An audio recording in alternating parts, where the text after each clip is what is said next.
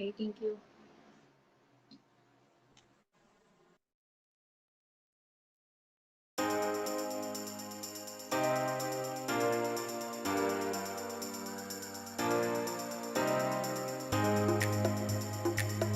Five, four, three, two, one.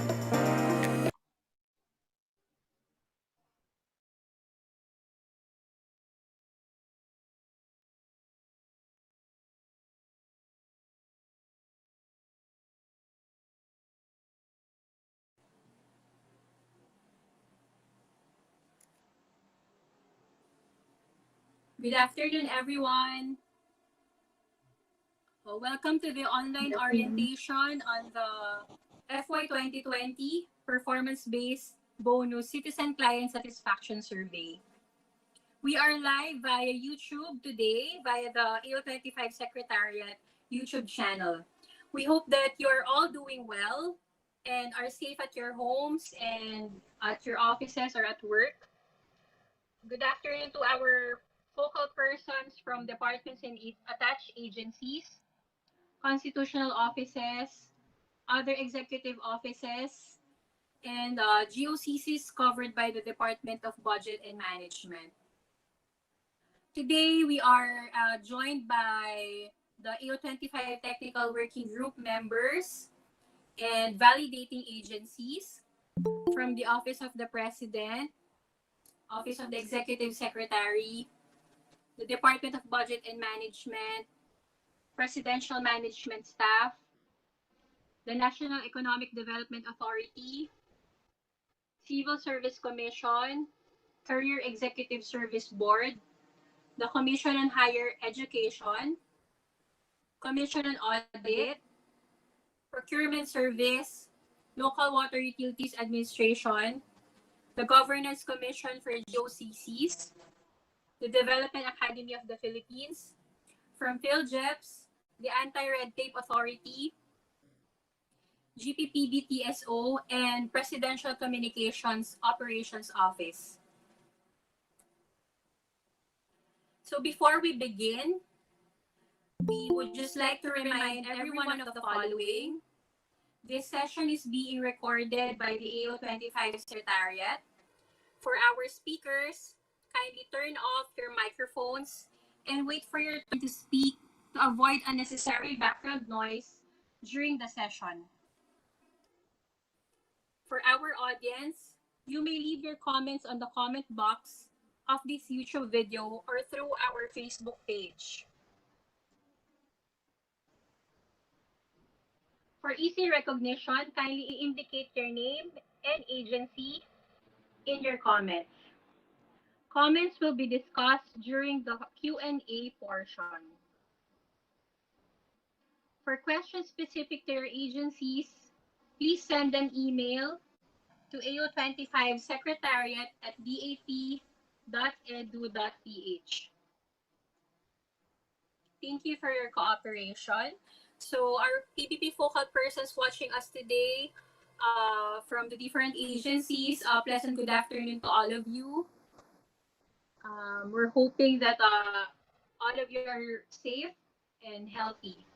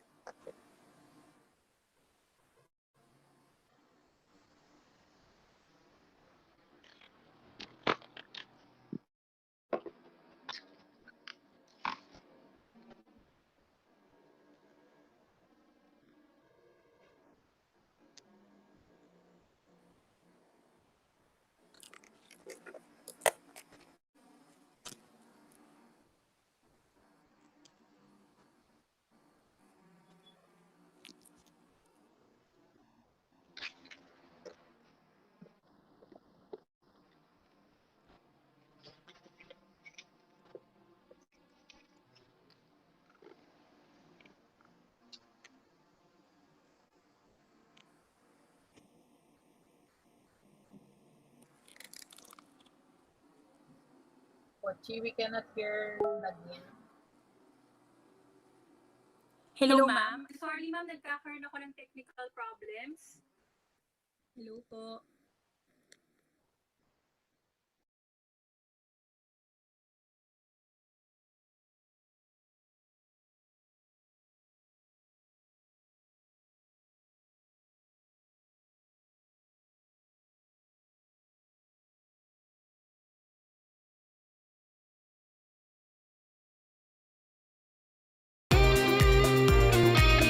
Yeah, we're on the, yung presentation po on the program outline.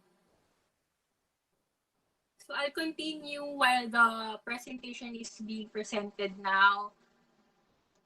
For today, we will be providing the agencies the observations on agency citizen client satisfaction reports, the guide in preparing the 2020 CCSS report, the guide in preparing the 2020 agency best practice report, and of course, we will entertain your questions and clarifications during the open forum.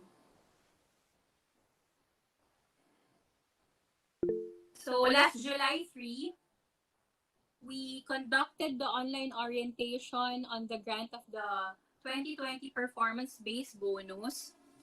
So during the orientation, questions were raised regarding the Annex 4 or the guide in citizen client satisfaction survey. In response to this, the EO25 issued an updated Annex 4, and this was sent to the agencies last July 30, 2020.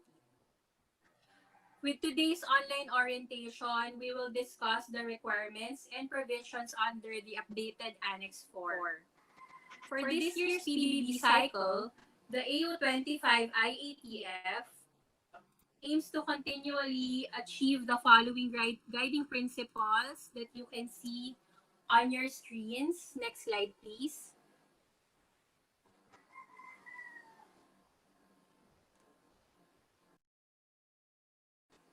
And one of this is the achievement of higher citizen client satisfaction rating as we work on delivering quality public service to the citizens.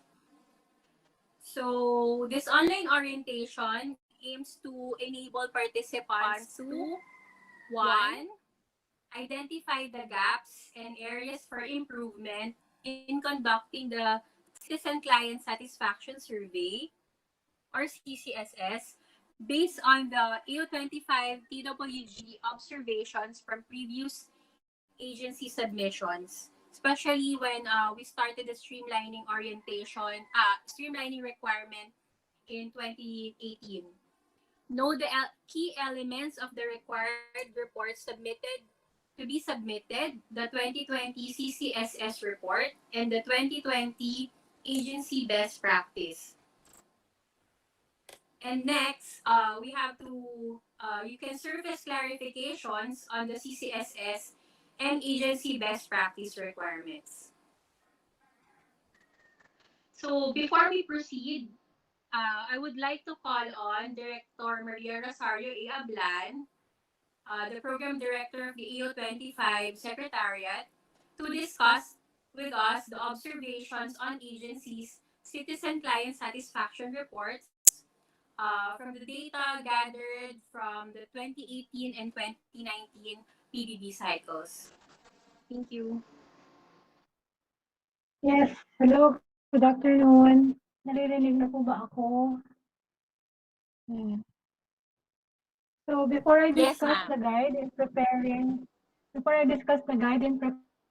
the FY 2020 PBB Customer Client Satisfaction Survey, or which I will be referring to as the CCSS report, let me share with you some of the observations of the AO25 Technical Working Group in reviewing previous CCSS reports of agencies. So next slide. So the data that I am sharing is based on the submission of 129 agencies reviewed by the AO25 composite team. These 129 agencies reported a total of 1,368 critical services. If we will review further the type of critical service that we have, 186 or 14% of the services are classified as government to government types of services.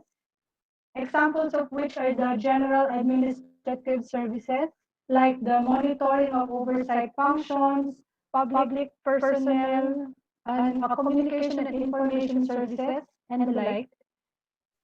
So there are also 433 services, or 32%, that are classified as government to business type of service.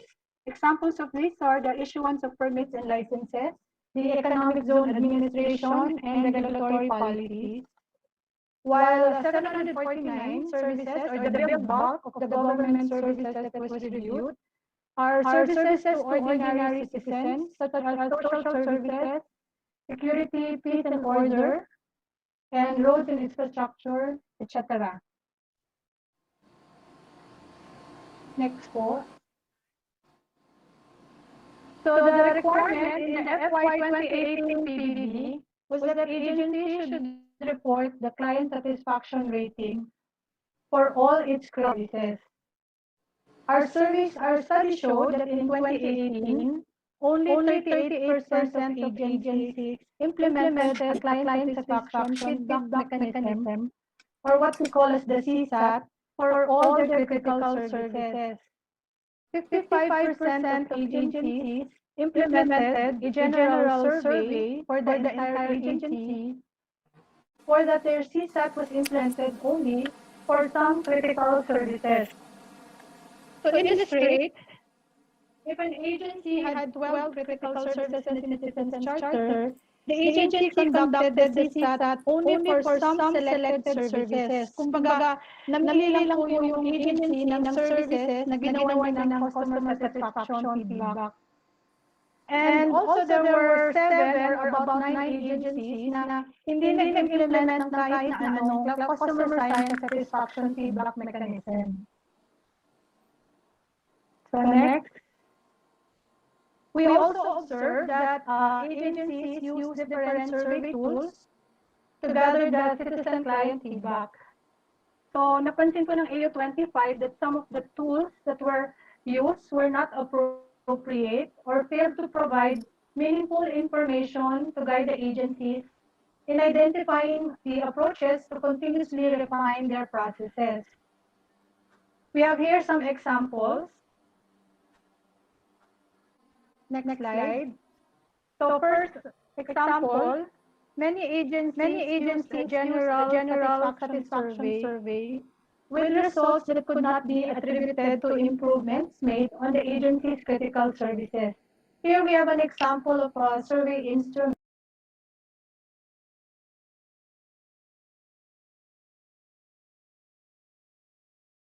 nyo nagustuhan ang aming serbisyo. So, this question is okay, but if you will use the result of this survey, it is difficult or hindi ma-attribute yung particular dimension or part ng service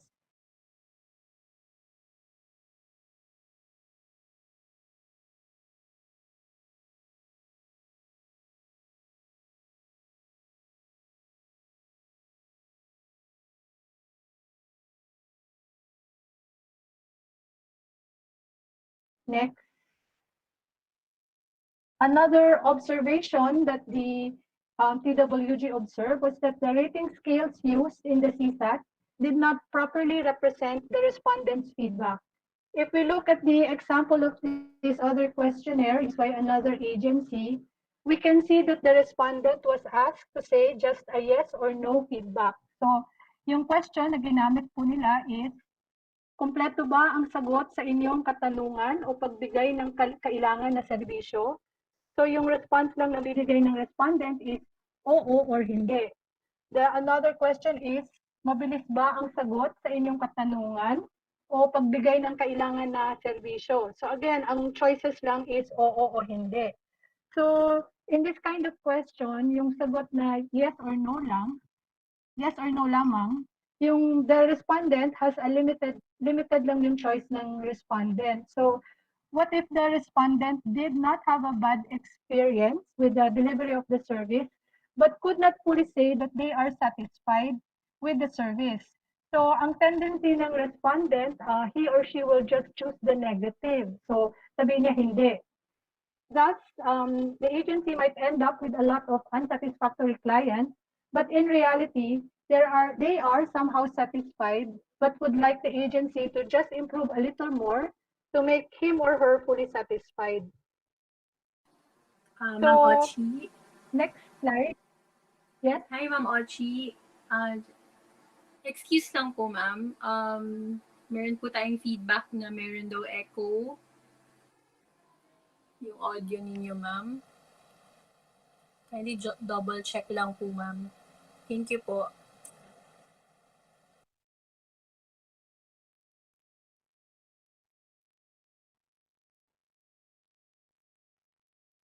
Okay na po ba?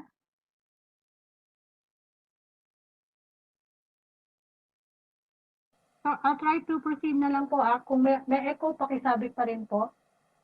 Yes, ma'am. Just turn off one gadget lang if you're using two gadgets. So, avoid natin yung feedback or echoing from the other. Yeah. All right. Thank you po. Okay.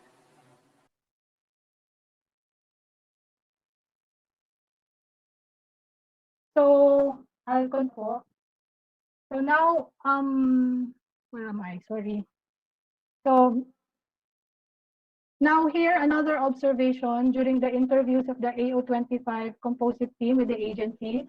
Those who said that they did not conduct CSAT or implemented a CSAT only for selected services, they explained that they did not see the need to conduct a CSAT because they did not receive any complaints for them from their clients. So the agencies here assume that their clients were satisfied of their service. So with this, the agency reported na lang a satisfactory rating, even if no CSAT or feedback mechanism was made. So we'd like just to share with you, according to an author and consultant in improving client satisfaction experience, Mr. Jeff Toyster, he said that not all clients who do not complain, are satisfied. So the reasons why clients do not complain are, first, it's difficult to complain. So most customers won't bother complaining if it's difficult. So nowadays, prevalent na po yung social media natin. So kung hindi man magreklamo yung customer sa inyo, malalaman nyo na lang na nagreklamo na yung client ninyo sa FB or sa Twitter. So if that happens, let's just pray that if ever may nag-complain na client sa social media, hindi po ito maging viral, else it will be detrimental to your agency. So another reason why clients do not complain is lack of confidence. So many customers, they don't complain because they don't think it will do any good or nahihiya na lang sila na mag-complain sa inyo. Some customers also don't complain because they are afraid or worried that it will negatively impact on an otherwise good relationship with the service provider. So, nahiya na lang sila, so hindi na lang sila mag-complain sa inyo. Another reason is the fear of retribution or baka gantihan sila kung mag-complain sila. You won't get complaints if customers feel that they will be penalized in some way. And lastly, customers won't complain if they feel that there is nothing in it for them. So what we would like to convey here is, let's just be careful and not assume that if your clients do not complain, it means that they are satisfied. So we would like to emphasize that the objective of the CCSS departments or agencies to determine the effectiveness of their streamlining and process feedback mechanism in place to measure client satisfaction will institutionalize service quality standards among critical services of the government. So as such, just like in 2018 and 2019, for 2020 PBB, the departments or agencies should embed a feedback mechanism and a citizen client satisfaction measurement in their process improvement efforts. The guidelines also state that agencies should report the results of the FY 2020 CCSS for each critical service and also the result of the action plan reported in FY 2019. So the AO25 IATF does not have a prescribed form for the report of the CCSS result, but the AO25 IATF prescribes the content of the report which should follow this outline. We have first in the description of the methodology of the CCSS used for each reported service.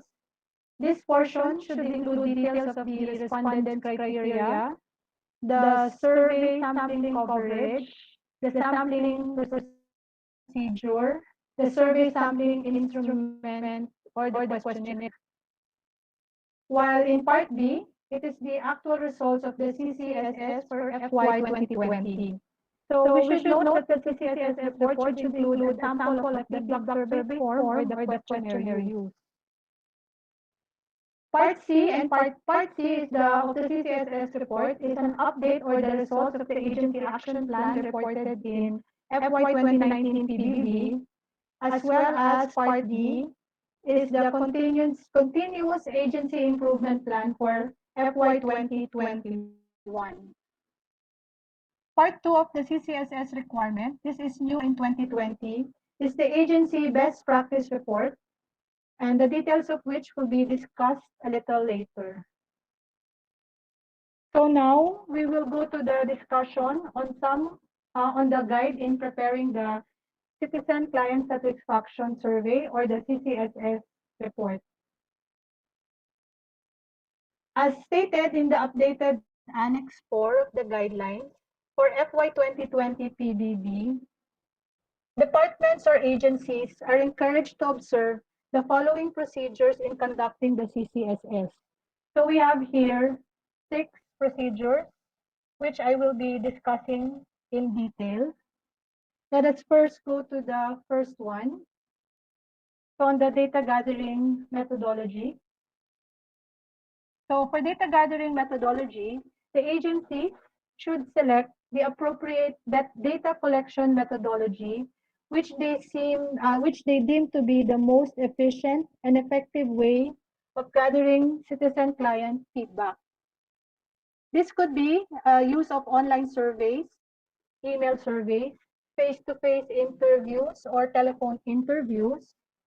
Now that we are in a pandemic situation or yung COVID-19 pandemic situation natin, some agencies may find it appropriate to conduct online surveys. But still, there are some that may still find that face-to-face surveys are more appropriate. And in the administration of the questionnaire, it can be done either electronically using tablets, laptops, or you may still use the traditional pen and paper questionnaire. So here that we would like to, that should be included is for you to define the appropriate method to be used in gathering your data. So just to share with you, there are some of the data gathering methods done by some agencies in the past. So there was one agency that used the feedback box that were placed in conspicuous places of the agency or in offices where public clients avail of the critical and frontline service. Another is the client satisfaction feedback form was handed out to the clients every time they visit the agency to avail of the service, and the clients are requested to completely fill out the form. So the data gathering method that you identify should be the most efficient and effective way that is deemed by the agency.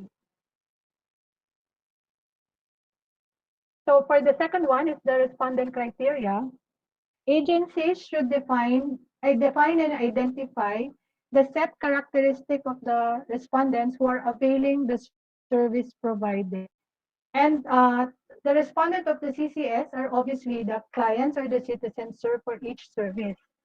And this will depend on the type of the transactions that the client availed from the agency.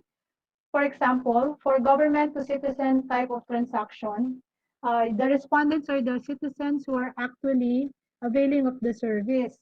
So it could be the actual citizen who availed it, or sometimes it can be the relative of the citizen or the representative on behalf of the citizen that did the actual transaction with the agency.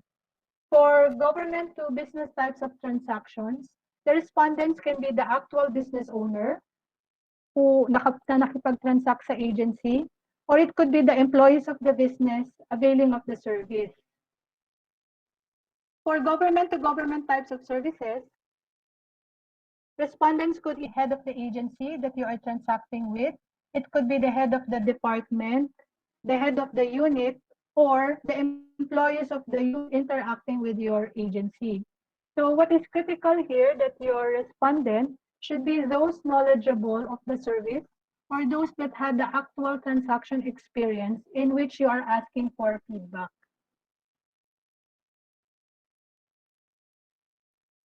Next is the survey sampling coverage.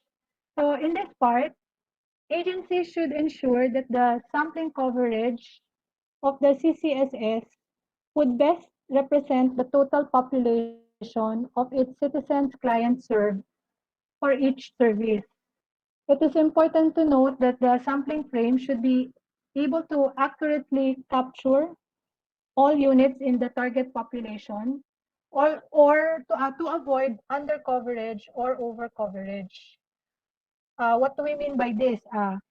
If, for example, your clients are coming from all parts of the country or what we call nationwide, then we would expect that the sample respondents at least would come from all regions of the country. This is where you will be needing the data on the number of clients served for 2020. It would also be important for you to be able to identify where they come from and what type of service did they avail from you. So in determining the sample size, you may need to consult with your statistician in your agency to help you determine an appropriate sample size. What we are trying to say here is that the AU25 composite team will be checking the sample size versus the total number of clients served. In previous cycle, we had some experiences with some agencies who reported that they have thousands of clients nationwide, but only gathered data from a small number of respondents, particularly the area coverage was just in Metro Manila, and then the respondents was just 50 respondents. This may not provide an accurate representation of the state of the total client population due to the small sample size and the use of only one area coverage.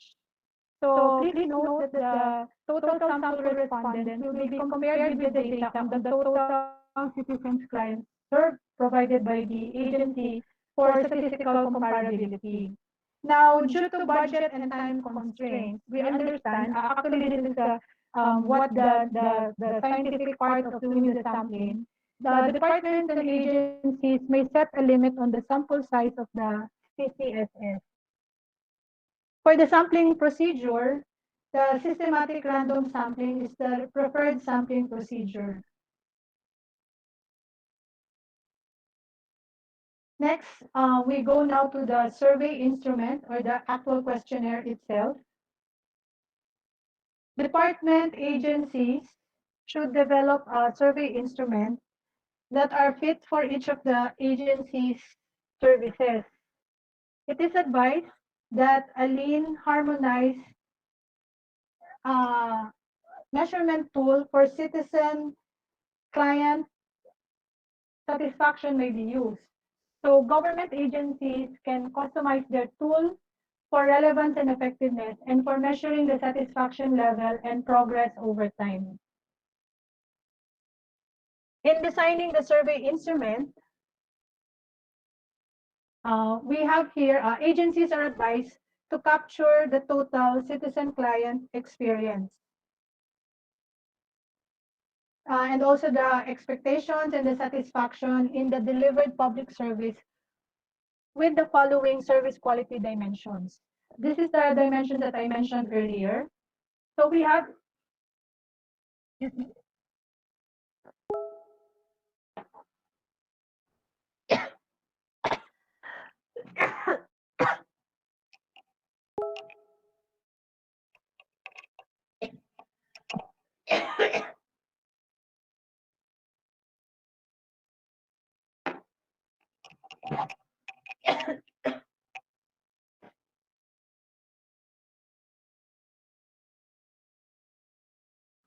nasa mid po ako. So we have here responsiveness, which is the willingness of the service provider to help and assist and provide prompt service to clients or citizens. So what we would like to know here is, are the clients asked to wait for a long time in availing the required service? Another dimension is reliability, or the provision of what is needed and what was promised. So following also the policy and standards with 0 to minimal error rate. So kung sinabi sa client na bumalik sa inyo after 3 working days, as stated in the Citizens Charter, will your client receive the complete service after 3 working days? Next dimension is access and facilities. So this is the convenience of location, ample amenities for comfortable transactions, use of clear signages, and modes of technology. So, ang critical na tinatanong ko dito are the equipment, materials, or furnitures in your agency appealing to the citizens or the clients that you serve? Madali ba kayo puntahan? If your client will come from the province, does he or she need to travel a long way to avail of the service? So for the next dimension is communication, or the act of keeping citizens and clients informed in a language they can easily understand, as well as listening to their feedback. Are your clients informed or on the status of their transactions? Are the information communicated to them promptly? So kung down yung server ninyo, uh, and transactions are suspended for the moment, is this communicated to the client effectively? Or will they just be frustrated because hindi sila nasabihan agad, so they are not able to avail or transact with you? The other dimension is the cost or satisfaction with timeliness of the billing process, the preferred method of payment, if the payment period is reasonable, or is the service provided value for money, is the acceptable range of cost, and the qualitative information that the cost of each service. So this dimension is applicable for services that entails actual transaction costs or would require fees. Integrity is the assurance while transacting with your agency. The client will the client have a secured feeling since he knows that there is honesty, justice, fairness, and trust in each service while you deal with citizens and clients. Assurance is the capability of frontline staff to perform their duties, or having the knowledge to provide the product or service, being able to understand the citizen's client needs, and being helpful to give sound advice if there are concerns, as well as establishing good working relationship with you. So in dealing with your client, do your frontline workers, if for example, wala bang nagsasabi sa client na, ay sorry po, yung paper po ninyo, nagkamali po kami. Or if there are questions from clients, do frontline service staff say, I don't know? Or do they provide alternative actions kung sakaling may problems na nangyayari? Outcome is the extent of achieving outcomes or realizing the intended benefits of the government service. This is actually the client's perception of the actual service.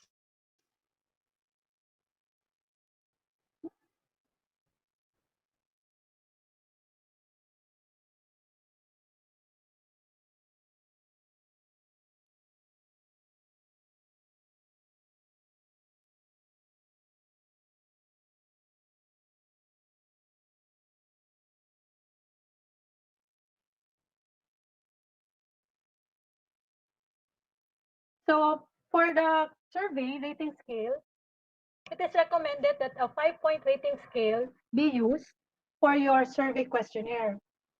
With this, respondents are given a wider spectrum to express their level of satisfaction. So this is an example of a satisfaction 5-point Likert scale.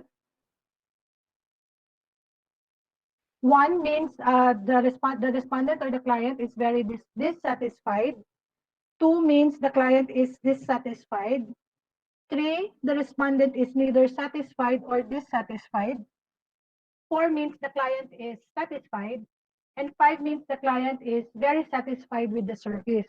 So these are examples of the Likert scale that can be used for satisfaction. Now, for a deeper understanding of the client perception of agency services, department agencies may also opt to include questions pertaining to importance attributes or agreements to statements. So example is like, for example, the agreement. 1 means the respondent is strongly disagrees with the statement. 2 means the respondent disagrees. 3 means they neither agree or disagree. 4 is that they agree. Or 5, they strongly agree. So these are examples again for agreement statements.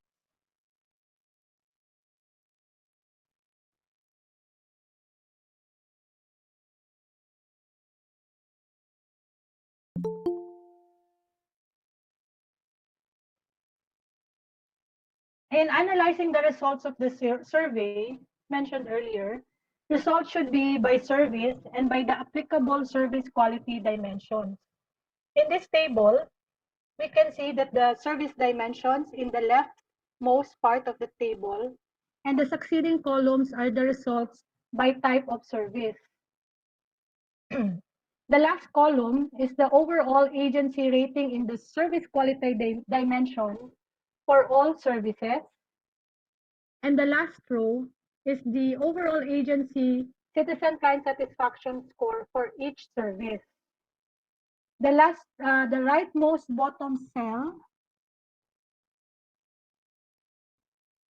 rightmost bottom, so kung nakita nyo may X mark, this is what we call the overall agency citizen client satisfaction score.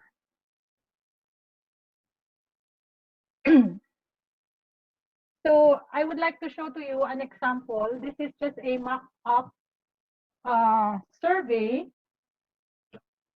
This is just for one service. So let's say that this is for the issuance or processing of clearances and permits. So next slide na po tayo. The example. So we have here yung dimension. So we have the responsiveness, reliability, access, facilities, communication, cost, integrity, assurance, and outcome. So we identified here some of the possible questions that can be used by the agency in determining the satisfaction level of the client or the citizen that is being asked. And ang ginamit dito is the satisfaction scale, so 1 to 5, from very dissatisfied to very satisfied. Let us assume that we conducted this survey, and this is the response of the client. So when we ask if the responsiveness, if the agency was able to readily respond to customers' requests, let us assume that the client said he or she is satisfied, so that's a 4. For the reliability, if the agency was able to perform the service right the first time, again, the respondent gave a score of 4 because he was satisfied. And then, nung pumunta yung client or customer sa office ninyo, he was able to see visually appealing materials associated with the service. So it could be yung steps in availing of the service. Clearly, nakikita dun sa inyong office. So happy yung client doon. So very satisfied siya. Binigay niya 5. Sa communication naman, with regards to updating the Citizens Charter to show that all the services are available that the citizens can avail is updated. So, nung tinignan, nakapost nga, pero nung tinignan ng client, medyo hindi pala siya updated. So, hindi niya masabi kung satisfied siya or dissatisfied.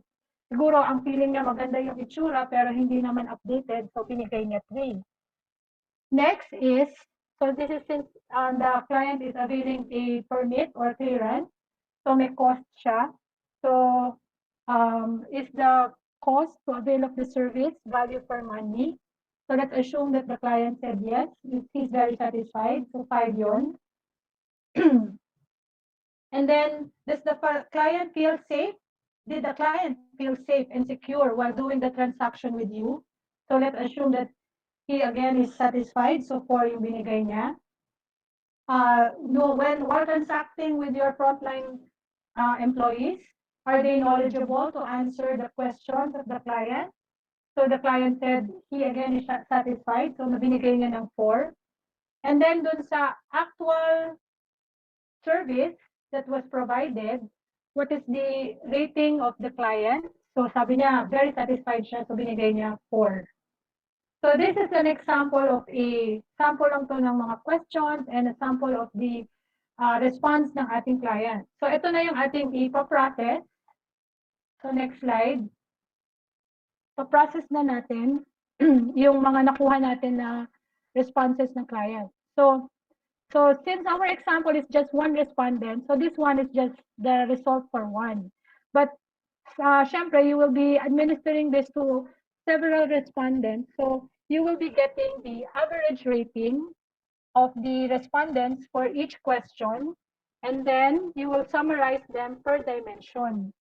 So now we will be looking at the issuance of processing of clearances and permits. So for the responsiveness dimension, the overall average rating score was 4, reliability was 4, access and facilities was 5, communication was 3, cost 5, integrity 4, assurance is 4, and outcome is 5. So now we will get the average of all these dimensions for that particular service. So ang score, overall score ng agency para dun sa issuance ng processing of clearance and permits is 4.25. So kung ang scale natin ay 1 is very dissatisfied, 5 is very satisfied, so nandoon siya sa gitna ng satisfied to very satisfied. So ito po yung isang example na gagawin for one particular service. This one should be done for all the other critical services that is being offered by the client, by the agency. So, for example, here we have another service which is the public assistance service. So, ginawa natin ulit na meron na naman survey questionnaire na ni-run dun sa mga respondent or sa mga clients ng service na yon. And then we will again get the average per dimension, and we will put it here in our report. So let us assume that the overall score for the public assistance service is 4.375. Now, when we do this for all the critical services of the agency, so yun na yung ating last column, dun sa score in all services. So, i-average lang natin yung mga nakuha natin na responses per dimension. So, kung titingnan natin na yung sa last column nga, for the responsiveness, for both issuance of processing permit and the public assistance service, to get the average, the overall score of the agency for responsiveness is 4. The overall score for the agency for reliability is also 4. Access and facilities is 5. Communication is 4. Cost is 4.5. Integrity is 4. Assurance is 4.5. And outcome is 4.5. The overall score of the agency is 4.325. Now, in doing the analysis, alin po dito yung area na pwedeng mag-improve si agency pa?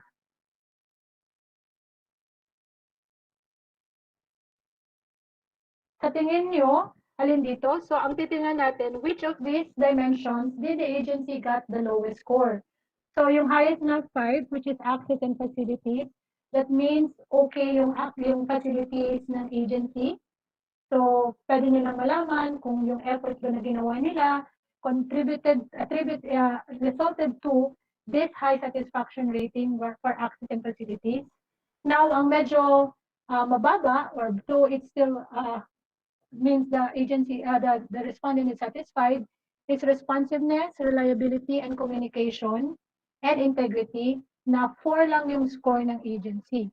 So, doon natin titingnan in what way or in what areas na pwede pa natin ma-improve, or ano yung mga actions na pwede natin gawin so that we can at least improve the rating of 4 to increase it into 5.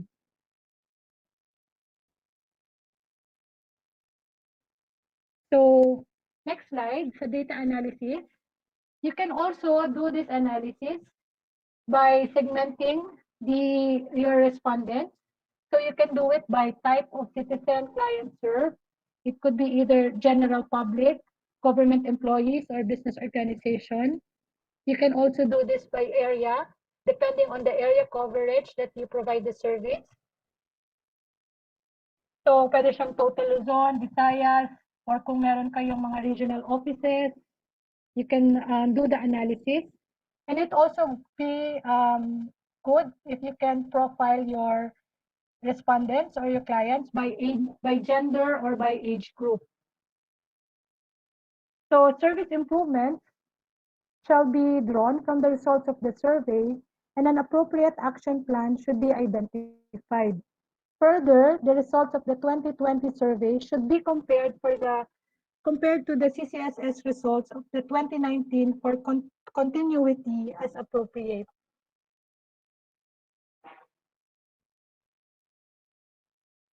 So, going back dun sa ating outline kanina, so what we showed to you, the reporting of the CCSS results outline. So the items that I have discussed are serve as a guide for you to prepare your CCSS results. So section A is about the data gathering methodology, while section B is the data analysis for portion. So don't forget that it's also important that the CCSS report should also include section C, which is the results of the agency action plan reported in FY 2019 PBB, and section D is the continuous agency improvement plan for the next year, 2021. So part 2 of the CCSS requirement is the agency best practice report, which will be discussed in the next slide, next portion. So I give this back to Nadine.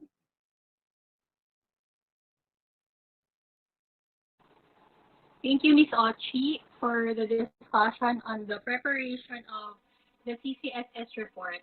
So today, at this moment, we will be showing to you the guide in preparing the agency best practice report. So as a background, this is a new requirement for the 2020 performance-based bonus. Next slide.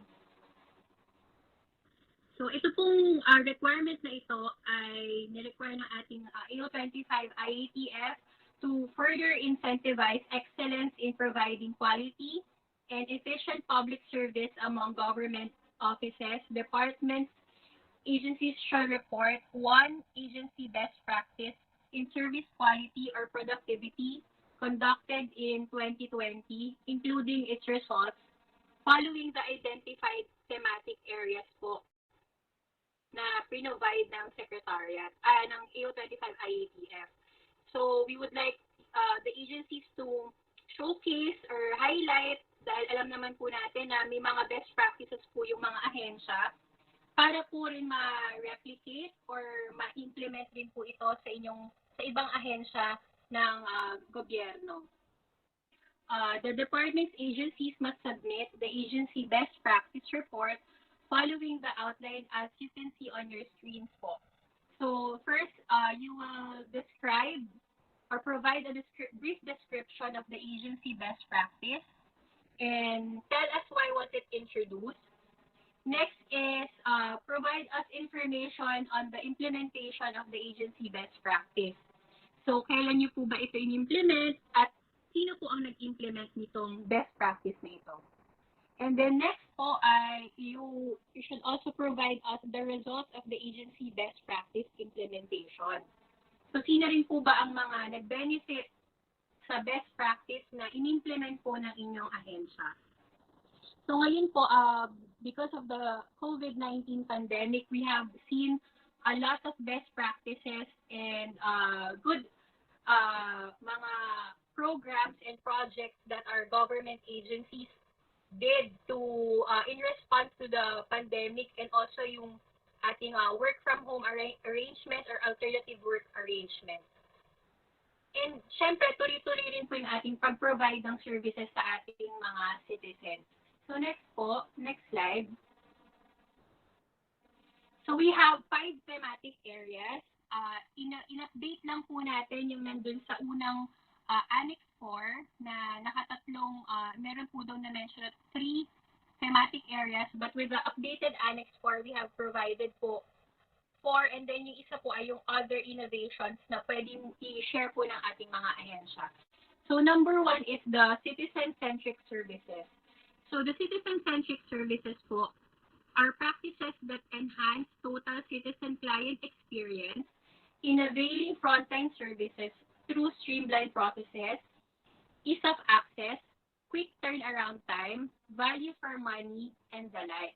So yung mga samples lang po na ipapakita po ng AO25 ngayon ay mga pwede nyo pong pagkuhaan ng inspirasyon, or baka meron na rin po kayong best practices within your agencies na kasing tulad po ng mga ipepresent nating samples. So yung sample po natin for citizen-centric service, yung una po is the rapidpass.ph. So this is a project po by a non-governmental organization in partnership po with the DOST, DICT, and other government agencies. So the DICT po, in coordination with other relevant government agencies, is tasked to oversee the implementation of the Rapid Pass system to fast-track movement and access at designated checkpoints po para sa mga frontliners. So baka yung iba po sa inyo, familiar na rin po doon sa mga samples that we will be showing today. And then next po ay yung Manila LGU has launched COVID-19 testing centers and the drive-through COVID testing areas in response to the COVID-19 pandemic and trace possible cases of the virus provided free for the citizens of Manila. Next slide, please. Hello? Okay. Can you hear me naman? No? Maayos naman po. Alright, so the next thematic area is digitization. So in digitization, these are systems, procedures, and processes that maximize the use of ICT and digital technology to allow online and contactless transactions with the public, raise internal efficiency, use of big data and analytics for decision-making, and the like. So katulad po nang na-mention kanina, marami pong nag-emerge na mga best practices, programs, and projects po LGUs and government agencies recently. So our samples here are the AI-equipped CCTV cameras implemented by a barangay in Pasig City to monitor yung people out on the street. This system helps monitor social distancing as well as the number of people moving in a certain area. And the other sample is the Baguio City's AI-assisted city scanners po na located or lodged po sa Baguio General Hospital. Next thematic area po natin ay yung smart regulation. So with smart regulation, these are practices that reduce red tape, minimize if not totally eliminate the regulatory burden on the part of the business, minimize if not totally eliminate administrative burden or the cost to enforce regulations.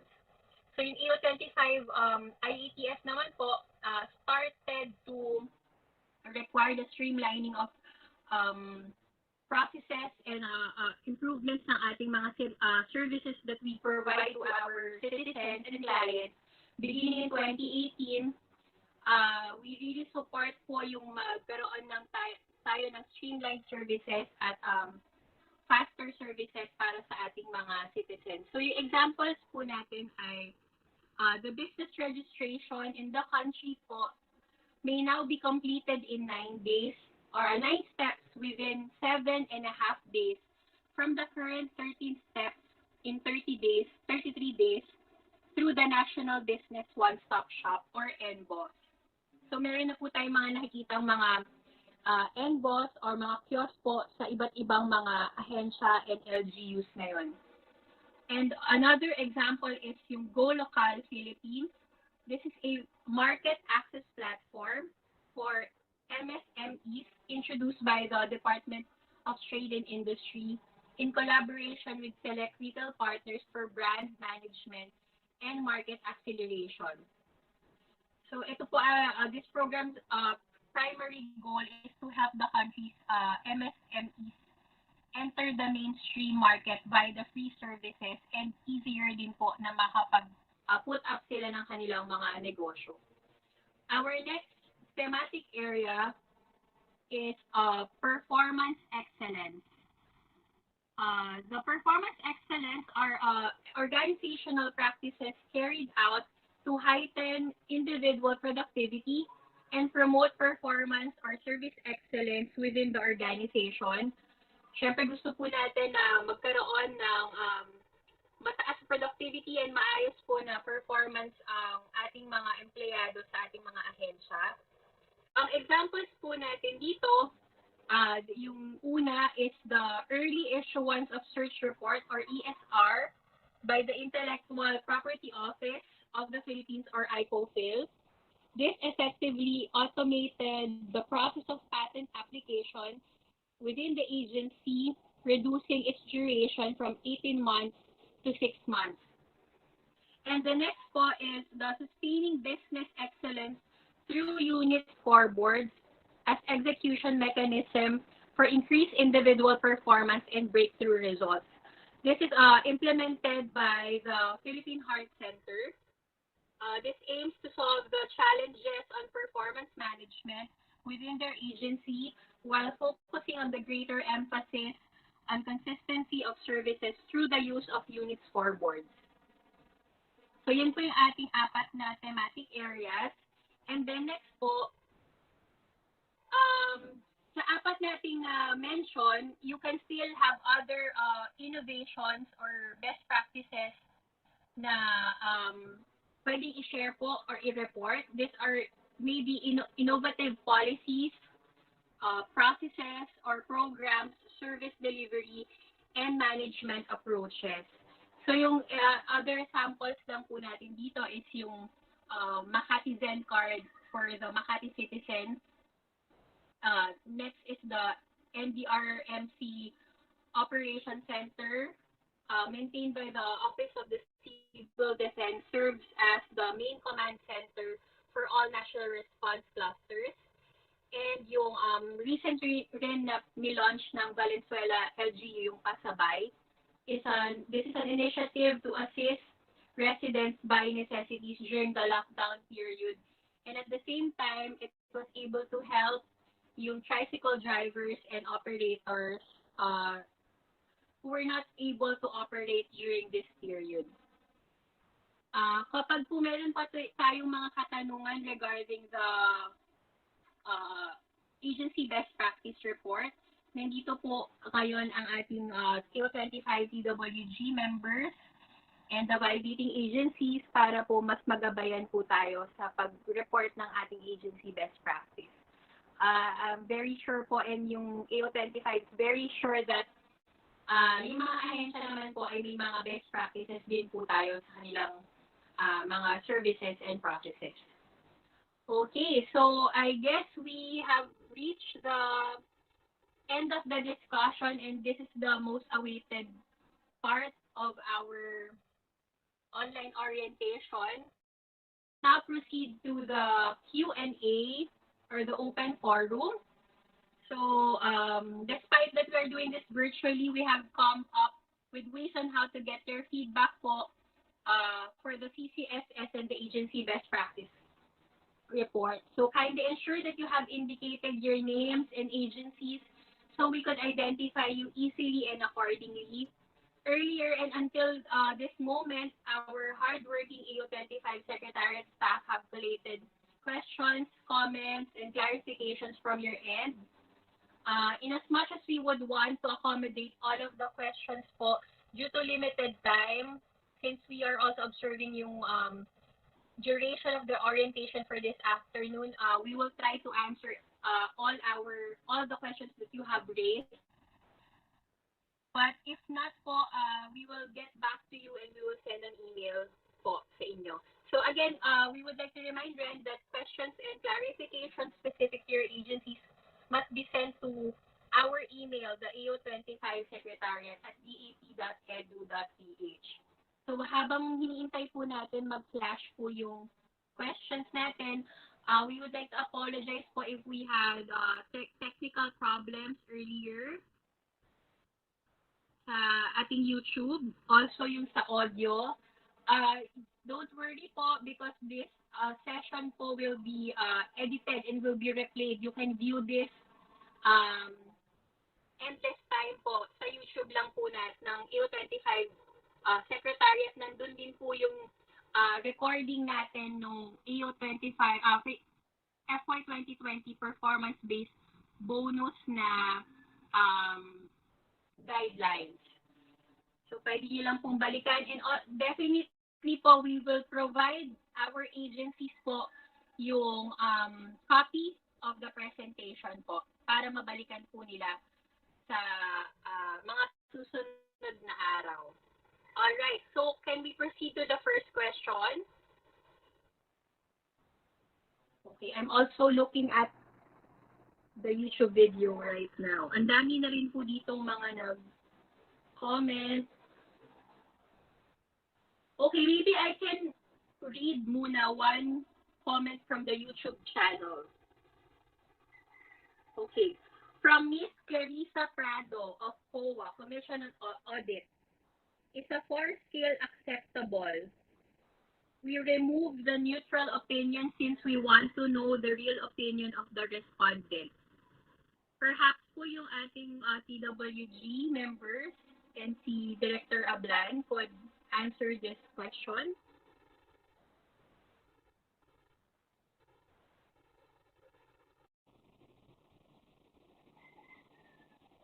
So ulitin ko po, ang tinatanong po ni Miss Clarissa Prado from COA is a 4-scale acceptable for the CSAT. We remove the neutral opinion since we want to know the real opinion of the respondent.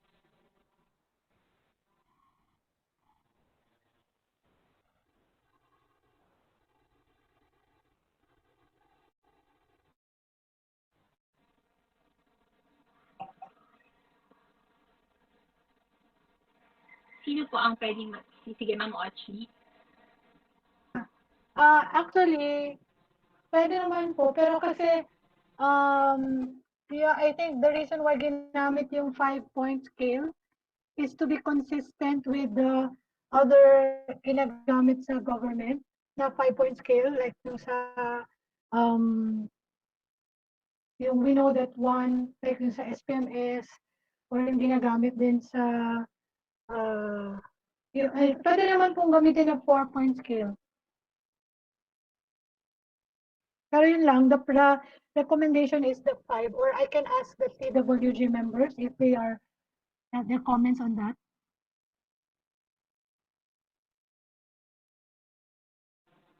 Okay, ma'am. Meron po bang madadagdag yung ating? Okay, Ma'am Dede, good afternoon po. Yeah, good afternoon. Actually, we're trying to come up with sana more or less calibrated rating for different agencies. Kaya you are encouraged to use the 5-point scale. Ngayon, kung 4 na yung ginagamit nyo, hindi naman kayo nire-require ng IATF na mag-shift to 5, pero maiiba kayo. Ganun lang siguro. So, mahirap yung comparison later.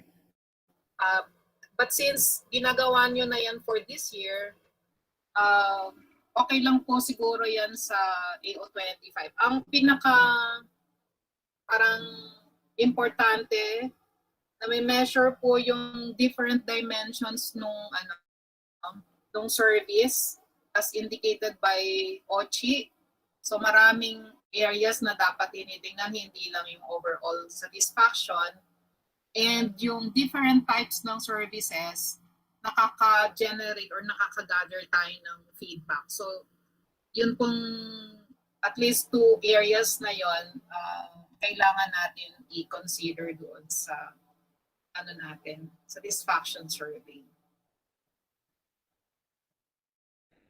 Okay, thank you, Ma'am Dedeng and Miss Ochi for answering that question. I hope na-clarify po si Ma'am Clarissa Prado of COA. Alright, we proceed to the next question.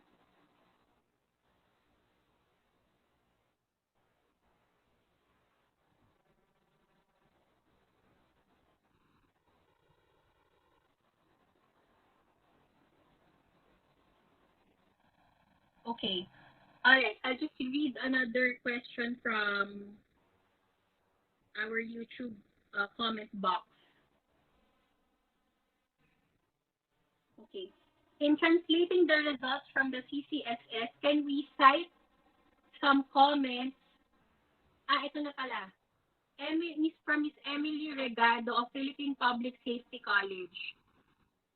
Are we required to revise our client satisfaction feedback survey instrument considering that we are already on halfway of 2020? So curious po si Miss Emily Regado kung need pa po ba nilang bago ng kanilang CSAT system or yung current nilang CSAT since halfway na daw po ng 2020 ngayon. Miss Ochi or kung sino po sa ating TWG ang pwedeng sumagot.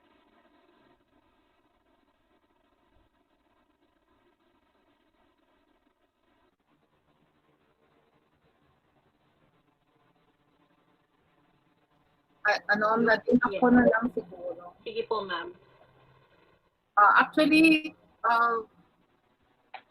feedback na po earlier yung TWG na dapat mag-i-improve yung client satisfaction survey methodology ng agencies to capture yung sinabi namin kanina na representative yung clients na nakukuha na ng feedback.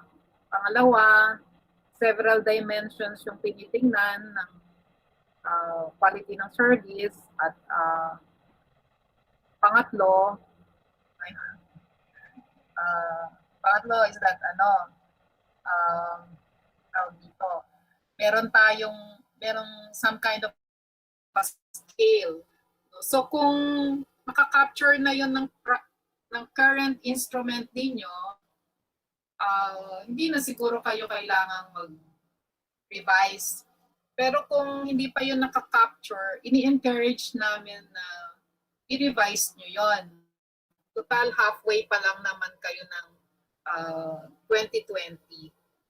So meron kayong period, remaining part of the year para makakuha ng feedback doon sa other dimensions ng service quality.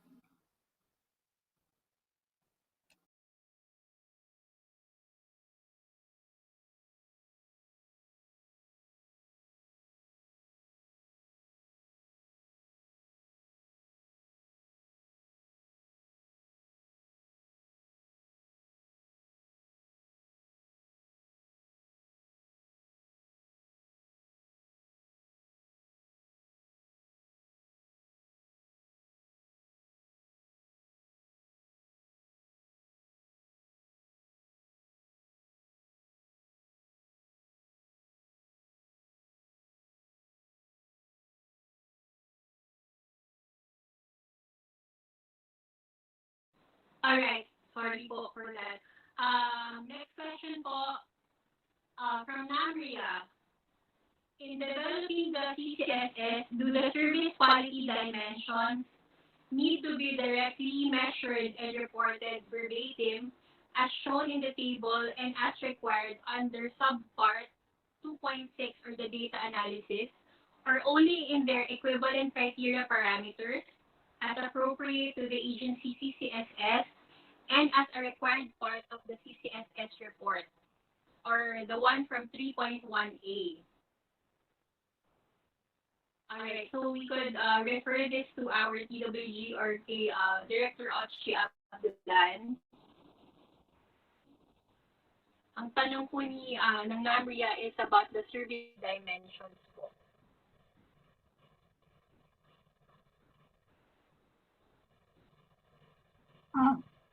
Ako yun na din. Yung dimensions po, it's just a guide for you and you can craft whatever question that is appropriate for the dimension. So when you report it, it's per dimension, pero yung gagamitin ninyo na question, it can be appropriate to the agency.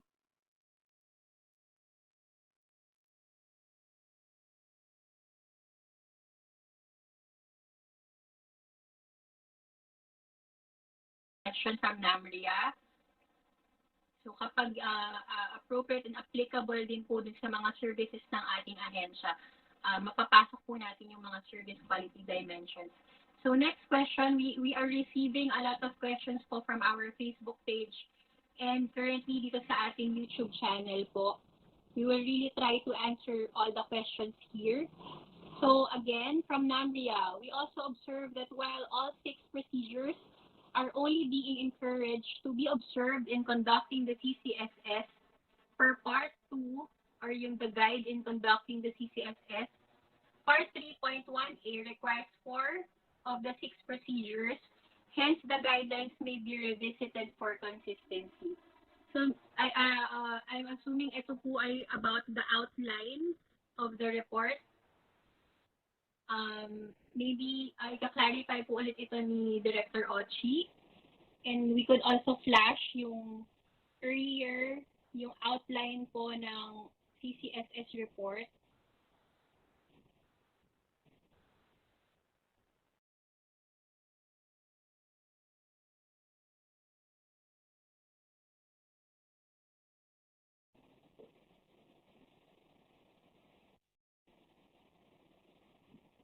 Okay. Hello, ma'am.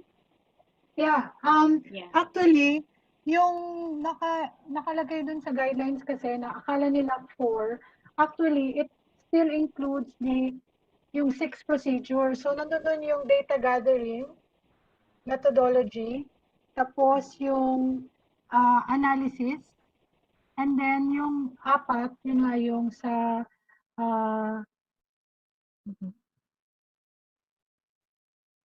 yung dun sa respondent ng criteria, survey sampling coverage, sampling procedure, survey instrument. So that one comprises of the methodology part. And then the last one is the analysis. So 6 pa rin yun actually. Yes, Pwede ma'am. niyo flash Ochi siguro yung itong sinasabi nilang part 3 dash 1 yung sa reporting to ng citizen satisfaction iba. May guideline, may copy tayo ng guideline. Can we flash it? Sige po, ma'am. We will flash it po.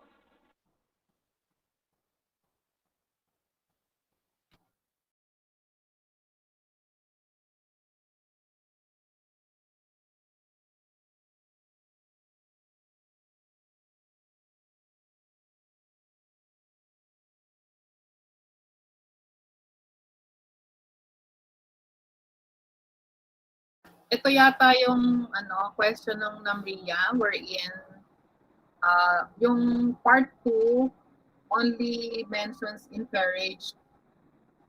Pero dito sa part 3, they need to report. Tama po yun. Encouraged lang yung nasa part 2 kasi you will decide kung ano yung appropriate sa inyo doon. Pero sa part 3, when you submit the report on the citizen satisfaction, dapat po i-describe nyo lahat ito nakalagay sa 3.1, no? which includes yung methodology that you used. That will include describing yung criteria for selecting ng respondents, yung sampling, procedure, tsaka instrument that you used, and the results of your citizen or client satisfaction survey for 2020. Katulad din po yun nung dati. Kaya lang, nasa inyo po kung alin doon sa mga parang guidelines na i-provide sa Annex 4 ang ang ginamit ninyo. So ito, yung pong part 2 is a guide for you to improve the manner by which you do the client or citizen satisfaction survey. Yung part 3 po, ito yung document that you will submit for evaluation ng eligibility po ng fiscal year 2020.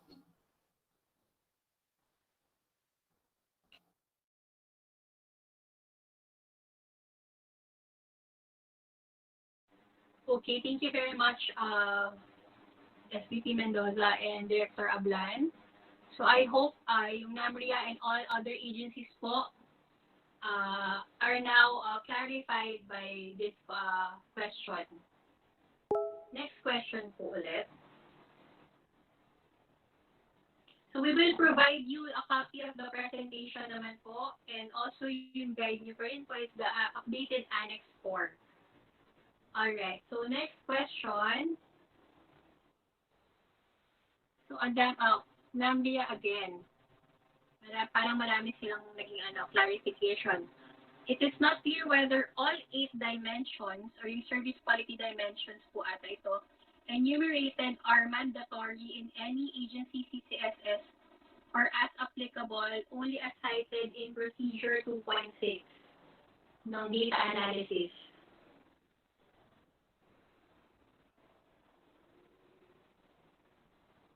So anyone from our TWG or the Secretariat would answer this question? Kailangan ko rin po ng TWG dito. Pero sa tingin ko po yung 8 dimensions, yung dimension lang na pwedeng hindi applicable is the cost. Because it's possible na wala namang cost associated dun sa service ng agency. Pero the remaining 7, I think, are really applicable naman siya sa agency. So it would be good for us to identify kung ano yung feedback ng mga respondent natin or client natin dun sa dimension na yun. Maganda naman po kasi yung information na makuha natin with regards to that dimension. Thank you, Ma'am Ochi. So do we have other additional insights on this question po from our TWG or validating agencies? You could also share your insights and observations rin po from previous CSAT reports of agencies since we have reviewed their reports po from the 2018 and 2019 cycles. Okay, kung wala po, let's proceed to the next question.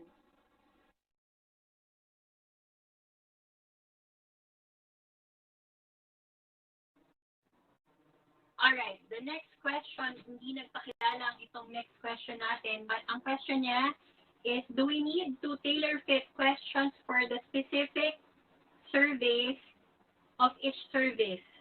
Or can we use the same questions and just have separate computations of results per service?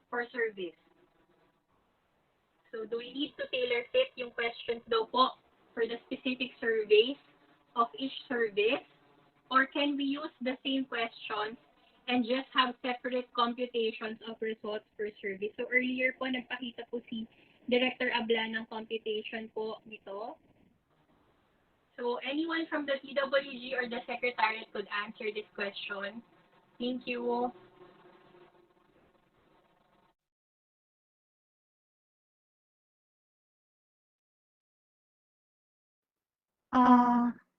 Actually, some of the questions may need to be tailor fit sa service. Pero meron iba kasi na pwedeng pareho naman yung question. Like for example, do you feel safe or do you feel secure in transacting the survey? So, pwede po yun. So, it's a case-to-case basis talaga. Ang critical lang po doon is when you do the analysis, you will be able to, again, identify kung ano yung feedback ng respondent or ng client ninyo doon sa particular service that you offered.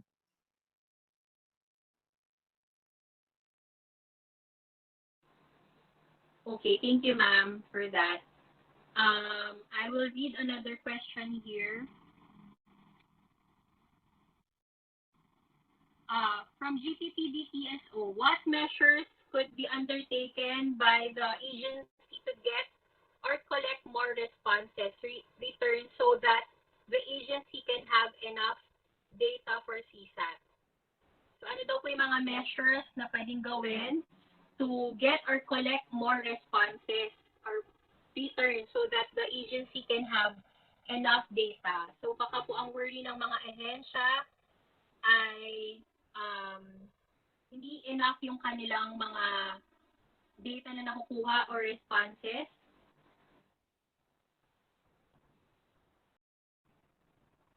So anyone from the PWG or secretaries can answer this question. Pakiulit nga na din, sorry, hindi ko narinig. Alright.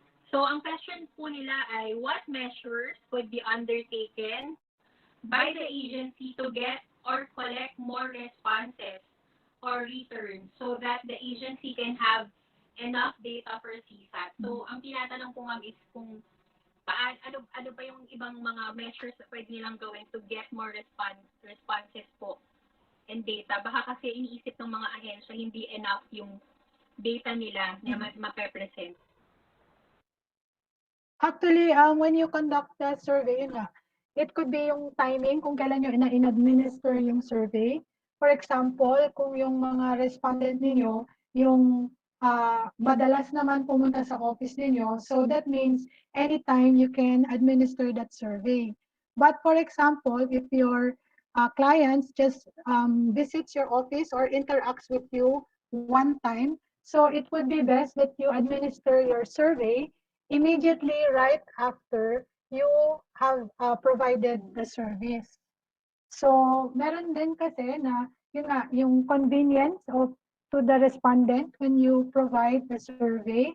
So, kung mahaba yung questionnaire ninyo, syempre, medyo mata-turn off yung respondent kung 3 ibibigay yung questionnaire. So, it depends on you if you would want just to have a short questionnaire para lang hindi ma-inconvenience yung inyong client sa pagbigay ng feedback. There are other ways that you can do it. So, pwedeng online or pwedeng pen and paper. So, marami pong ways. So, ang critical doon is also to put yourself in the shoes of the respondent kung paano nila masasagot yung survey questionnaire. Yeah. That's Yes, Ate Greg po. yeah, hindi naman actually I think yung kwan lang, of course this is something that's speculative and hypothetical, but I think yung effort is really must be contextualized dun sa punto that the agency wanted to improve, is desirous of improving its services, and one way to one strong basis for that is feedback from clients.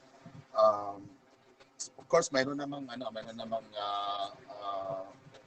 statistical standards, no, which is representative or not, like yung sa sampling. I think it's a case to case, it's situational. Of course, hindi mo naman pwedeng i-compel lahat ng kliyente mo to respond. Well, that is the reality. Siguro, tingnan lang yung case, but I think it's more of, I expect that it's more of an exception down the road. So, there's no hard and fast rule, but I think, best efforts on the part of agency will increase the chances of having the number of respondents really, much, uh, much, much representative, much more representative. So, siguro ayun lang ang comment ko. Thank you. Thank you po, Asik Greg, for that insight. So let's proceed to the next question. All right, from Miss Maricar Fabian. There are instances when a client failed to answer some of the questions. What will be our treatment for that survey? Do we include survey even if incomplete po siya? If yes, how do we compute for it? So, kapag daw po may mga questions na nilalagpasan or hindi na po fini-fill out ng mga respondents, so i-consider pa rin po ba itong isang survey na data? Anyone po from the PWG? Yes, ma'am. Sa akin sometimes, kung kokonti yung survey respondents, kunyari, you administered it and then you only have like 2 or parang 2 responses, syempre, vital na yung information na yun. But if there are, marami ka naman like 1,000 responses, pwede mo nang i-drop yung questionnaire na yun kasi that's not enough information can be gathered.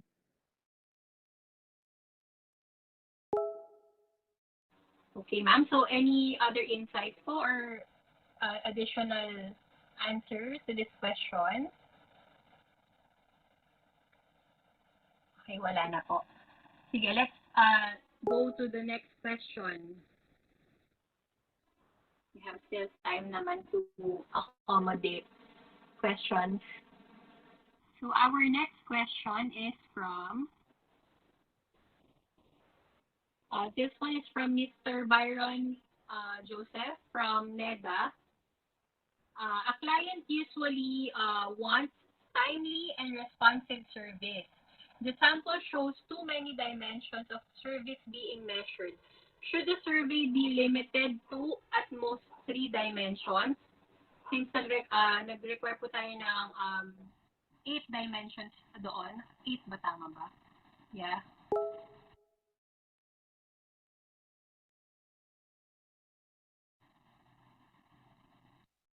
So anyone from the TWG and the Secretariat can answer this question po.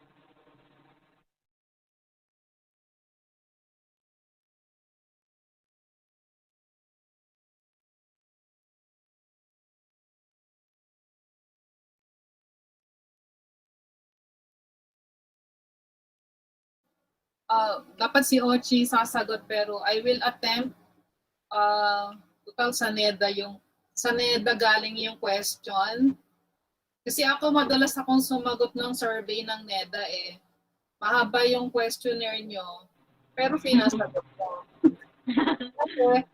Kasi, yung example ni Ochi kanina, may 8 dimensions, tapos for each dimension, meron kang representative question. Pwede kasing mag-design ka ng survey in such a way na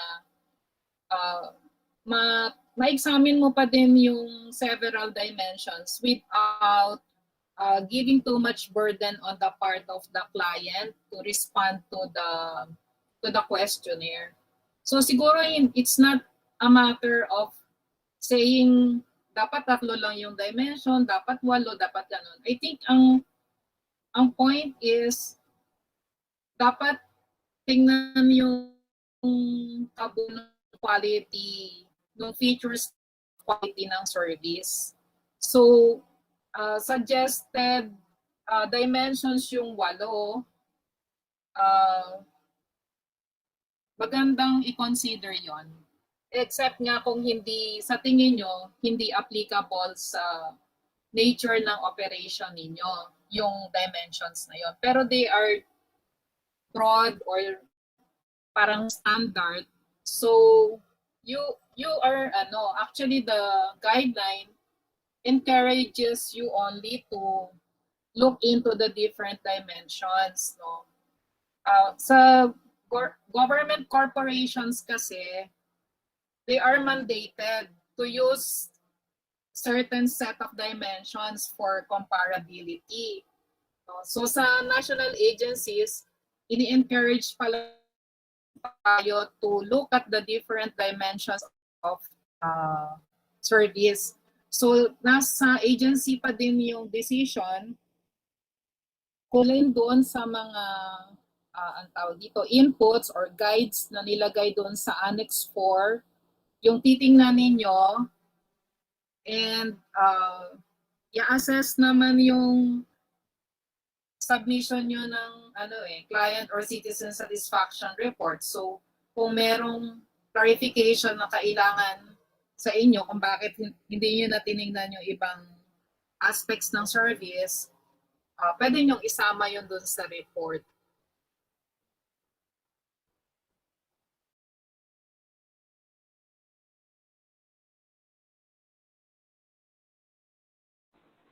Okay, thank you po, Ma'am Dedeng, for answering that question. And si Ma'am ay meron siyang actual experience with answering the survey of NEDA.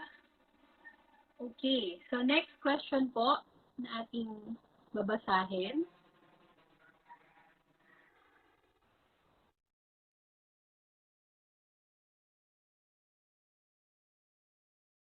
All right, from the Commission on Audit, from Attorney Erwin Lapitan, is that applicable to phone queries of the office? Are we going to mention all the service quality dimensions to the client after the call? So, ang question po ata ni Sir ay kung applicable ba ang mga ang guidelines natin dun sa phone queries na natatanggap sa ating mga opisina.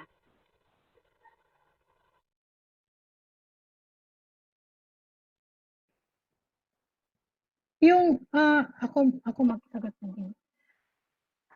Di ko po maintindihan, sir, yung question. I mean, to mention all the service quality dimensions.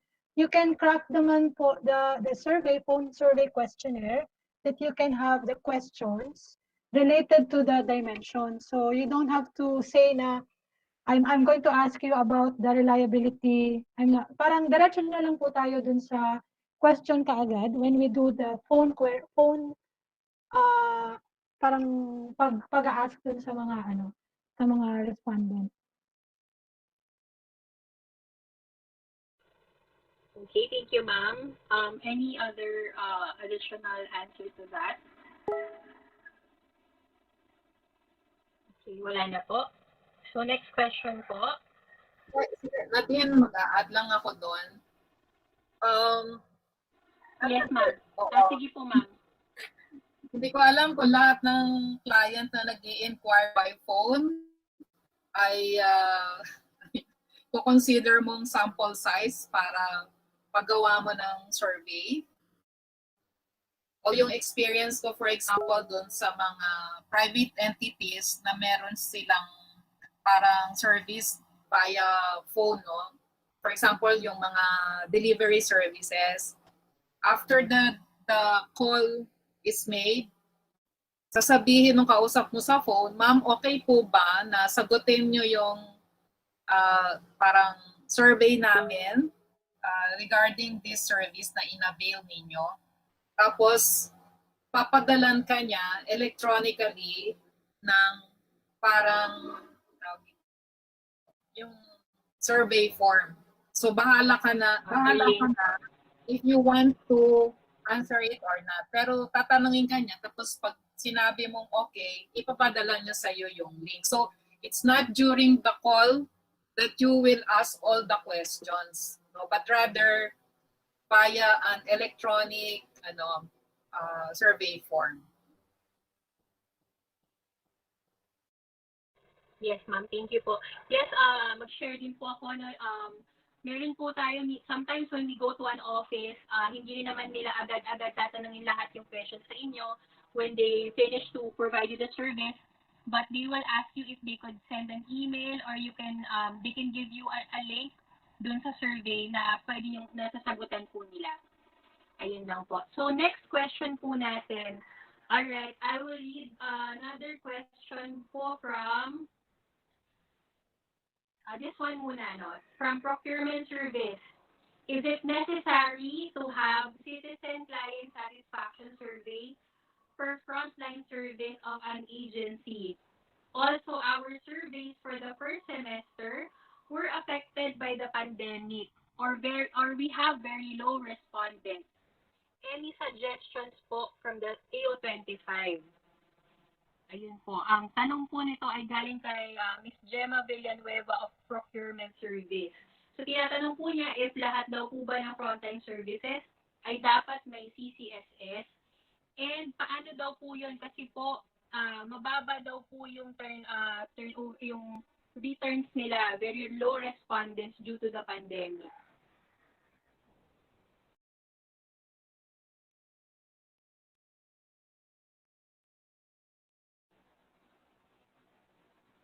So any question po or insight from the EU25 Secretariat in our TWG?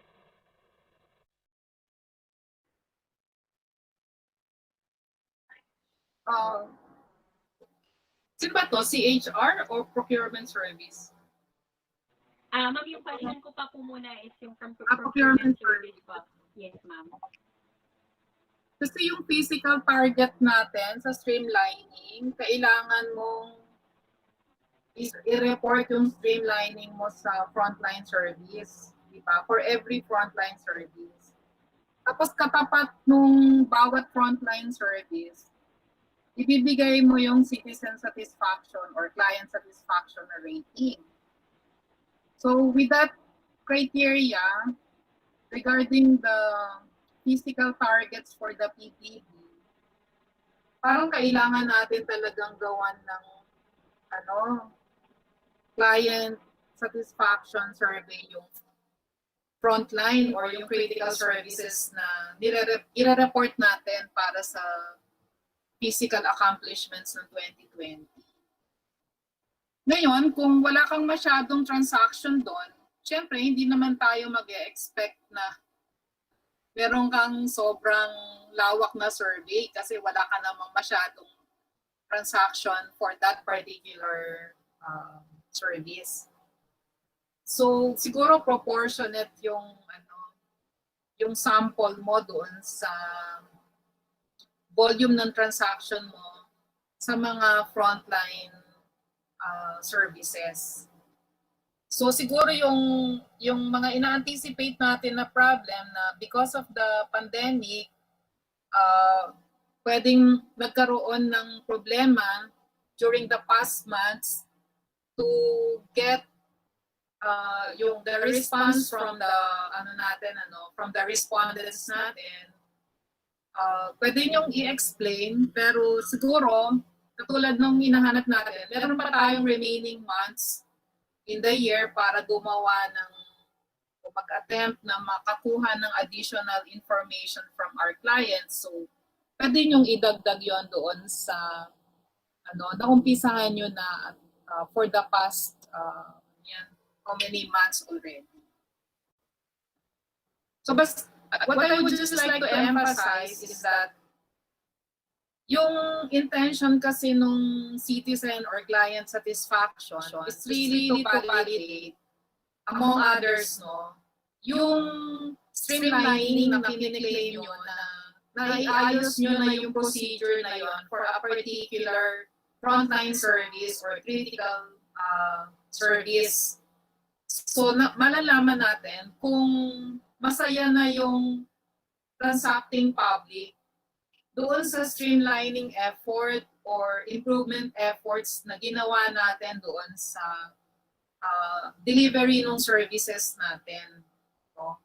Tapos para din makita natin ano pa yung area for improvement kung sakaling ang sagot nila hindi pa sila masyadong masaya. Kaya kailangan yung different dimensions tinatanong natin kasi baka masaya na sila doon sa isang dimension pero hindi sila satisfied, for example, dun sa other dimensions na nakakapagpababa ng overall satisfaction rating.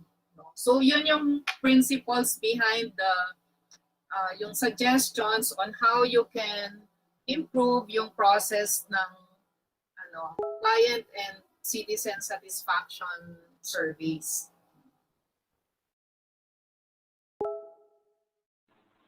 Okay, thank you po, SVP Mendoza, for that. So we will proceed to another question. Ito naman ay about the agency best practice from Mr. John Deo Mendoza of the Commission on Human Rights.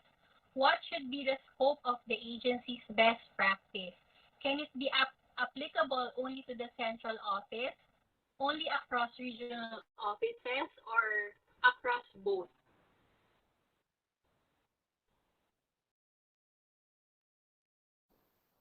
O Nadine, sasagutin ko yan. Thank you, ma'am. Mag-anak ko yata siya. Anyway, sa agency best practice, libre po yung agency magpili kung ano yung gusto nilang i-report. Kung yung best practice na yon ay para lang sa central office or nakikita lang sa regional office or na-implement na sa buong agency, katulad ng sinasabi mo na across or both practice sa central at regional offices. So, pwede po kayong mag-report. I think minimum of 1 yata yung ni-require. Pero kung meron pa kayong gustong i-report na meron kayo sa central, meron kayo sa regional, welcome naman po iyon.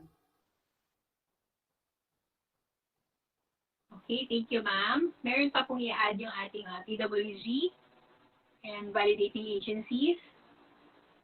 Wala na po. Okay, so next question from Ms. Maria Ida Ofina of ITDI DOST. We have around 200 services. Can we group this so that it will be easy for us to tabulate the results? Since based on the presentation, we need to analyze the results by service. So maybe the Secretariat po could answer this.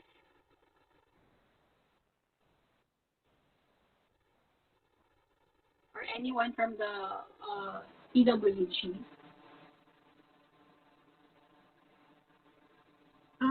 Ako na lang. Sure, Actually, ang sinabi po kasi sa requirement is per service. So, madali naman po, we have naman pong computers or we can use Excel to compute the tabulation of the result kahit na 200 service siya. Pero yung required po kasi dun sa guidelines is to have the results per service. So if you have 200 services, ang sabi po sa guideline, we have a client satisfaction feedback result per service.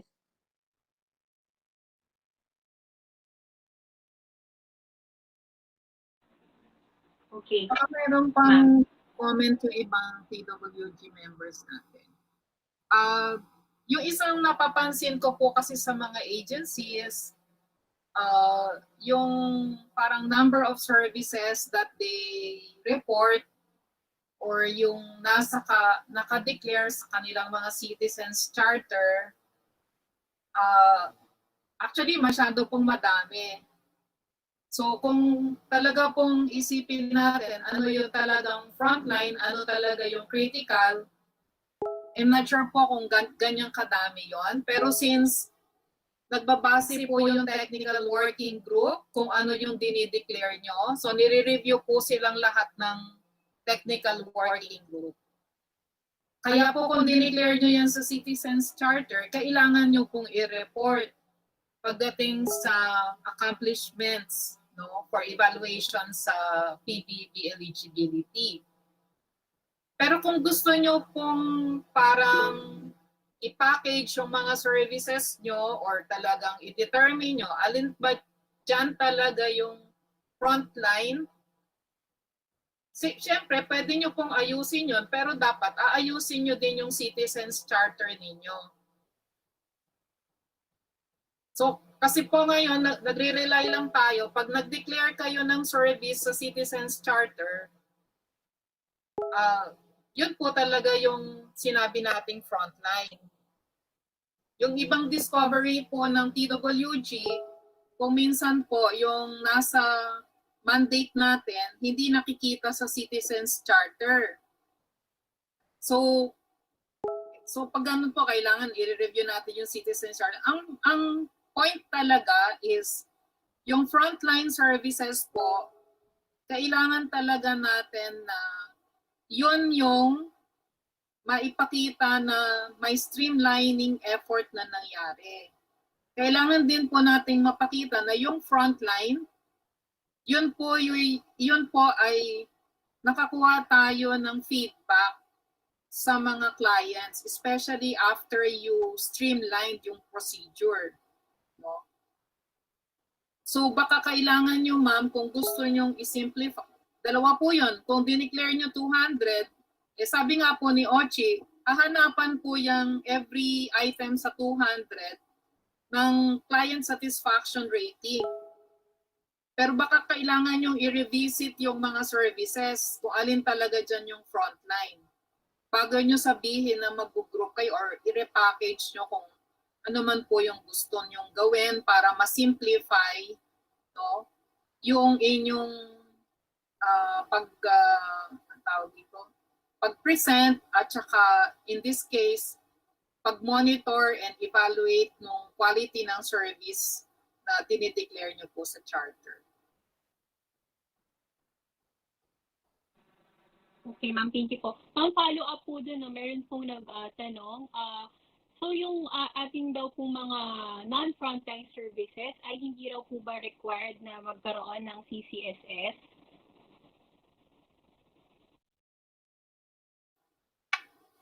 Sa ngayon po, dahil dinideclare natin yung non-frontline, i-require natin meron din siyang ano tawag naman dito, internal client satisfaction. Diba?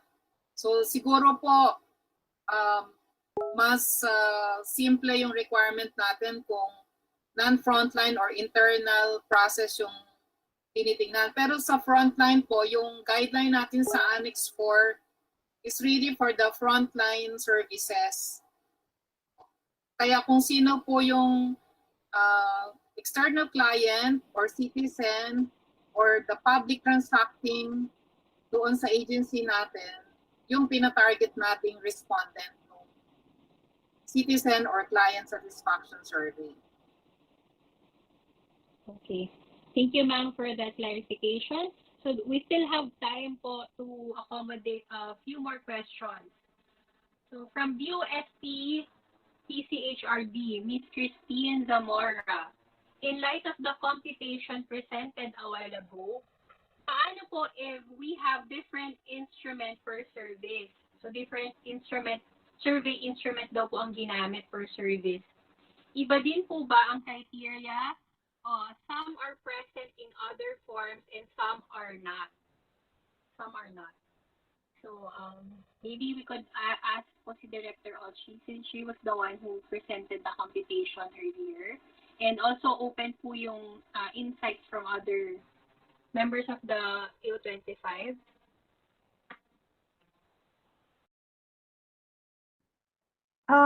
Parang I think the question is, meron na siyang survey instrument na existing. So, iba siya dun sa pinaprescribe ng AO25. Yes, ma'am. Yes, Oo. So, parang yung question kanina is, papalitan ba niya yung kanyang CSS given na nasa gitna na? So, yung sagot ni Ms. Debeng kanina na yung first half, kung meron na siya, ituloy lang niya. Pero yung remaining, kailangan kasi bawat dimension na hinahanap ng AO25.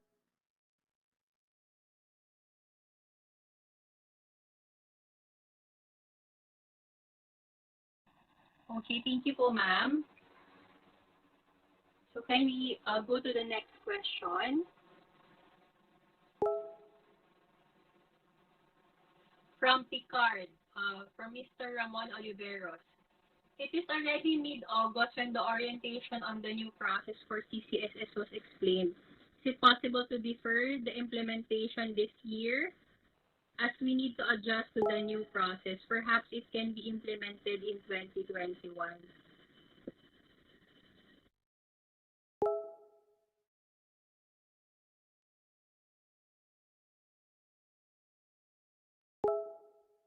Ay, thank you po sa suggestion, pero hinahanap po yan ng TWGS sa evaluation ng physical targets or physical accomplishments.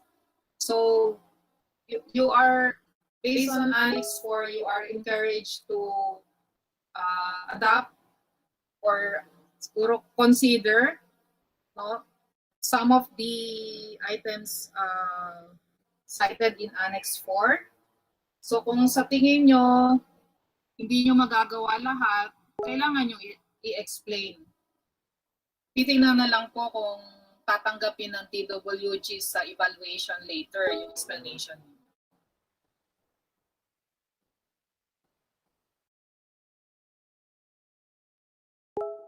Okay, ma'am. Thank you po, ma'am, for that question. So, I will go through again our YouTube channel.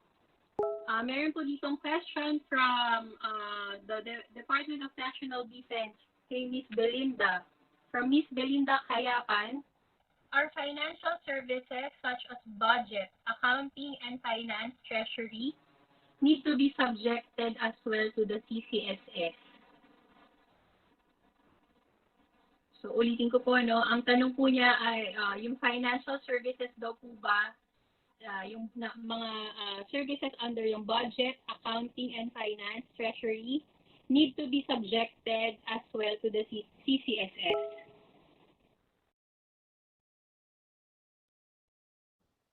Sagutin ko yan, Nadine.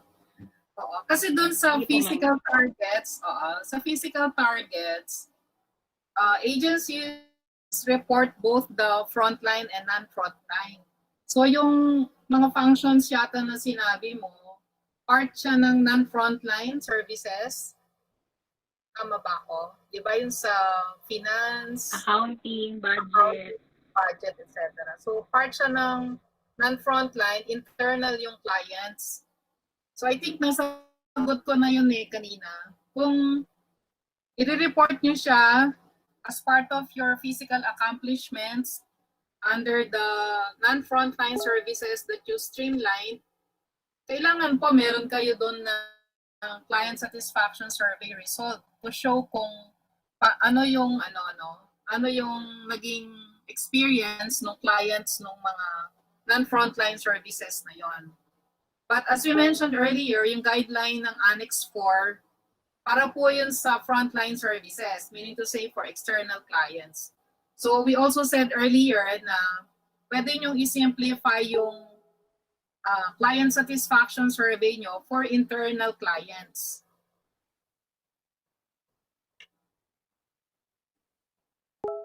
Kasi ang mas priority natin talaga yung streamlining of the frontline services.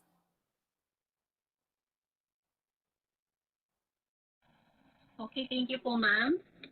So can we proceed to another question?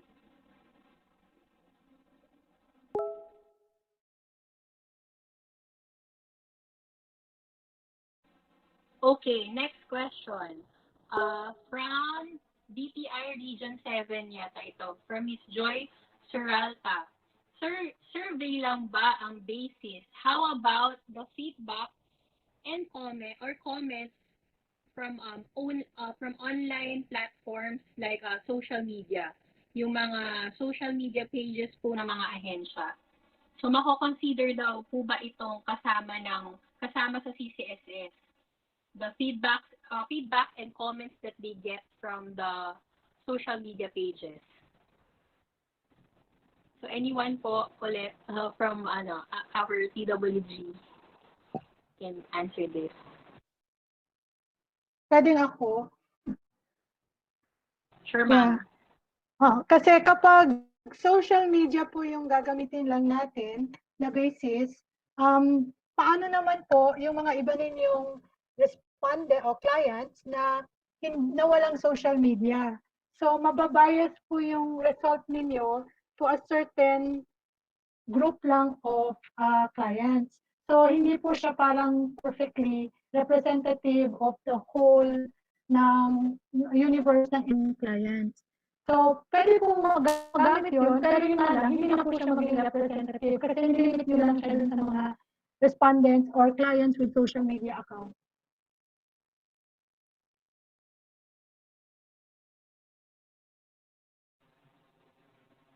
Okay po, ma'am. May mag-a-add pa po ba dito sa na question? Ay, na answer? Anads? Yes, sir. Sir Greg. Asik Greg. Yeah, I think walang again walang hard and fast rule diyan. I mean, um, mahirap sabihin na na okay siya o hindi, no. I think depende rin sa situation. Kasi yung survey originating from the agency and the farm out and shared to the clients, targeted tsaka deliberate yun.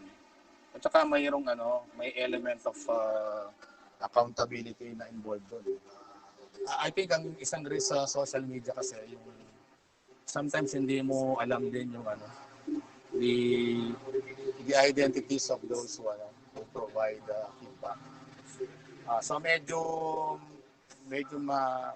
mahirap siyang i-dissect, no, and so I think well, mabilis siya in terms of speed because of the platform, the technology. Pero in the first place baka ma-dilute din yung purpose ng structured questions at mayroon siyang intended o targeted purpose talaga. Thank you. Thank you po, Ate Greg and Miss Ochi. May follow-up question po related to this, yung online platforms po. How this is from PCUP. How do we measure CCSS on, I think na answer na naman na po, on social media? And may bearing po ba if, for example, 1 star lang yung binigay na rating sa Facebook page ng isang agency, does it reflect sa CCSS or paano ito makaka-apekto sa CCSS? Baka po ito ay yung may mga ahensya po na kumukuha talaga ng feedback from the social media or they have transformed their client satisfaction feedback through their Facebook pages na po. Counted raw po ba ito or may bearing sa kanilang performance? Yeah, Nads. Yes, sir. Yeah, I think if I may add, kasi itong sa CCSS, mayroong may may stable basis siya at from the start alam mo na even as a measuring tool, more or less mayroon kang control, no, as regards the values at saka yung corresponding description, no. Now nawala dun sa social media. Masyadong loose, no. So again, mabilis siyang makuha pero marami kailangan gawin, no, to validate din yung feedback, yung information na nilalagay diyan. Thank you, sir. So, siguro nakuha naman po ng ating audience, no? Even if we use the social media platforms, it's easy to get the feedback, but yung pag-verify po ng data and yung pag-validate ng profiles din po ng respondent is quite difficult din po. So, perhaps we could entertain 2 or 3 more questions before we end our orientation and before we give yung additional reminders po para sa ating mga ahensya. Salamat po sa pag-stay I think yung tingin ko po nasa more than 1,000 views rin po tayo ngayon sa Facebook. Alright, from PCOO. Okay, from Mr. Brian Limen. Is it really necessary to have a survey form for each frontline service instead of having it per agency? In some cases, that will be applicable to this. Is it really necessary to have a survey form for each frontline service instead of having it per agency? Instead, in some cases, that will be applicable to this. So, I think it was also discussed earlier po that we really encourage po, it's really required to have a CCSS in place po for each service, no? Hindi lang po siya general survey. Okay, next po. Next question. Meron pa ba tayong next question? Or kahit last question na lang.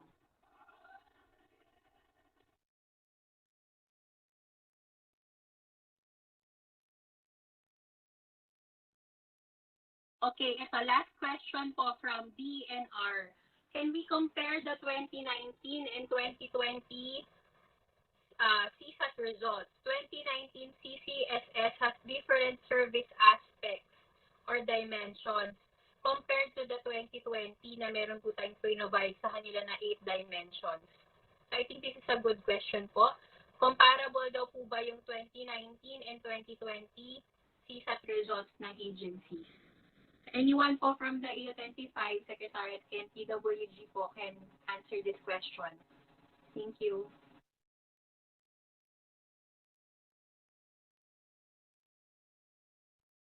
Ay, ako na lang sasagot na din. Sure po, ma'am. Oo.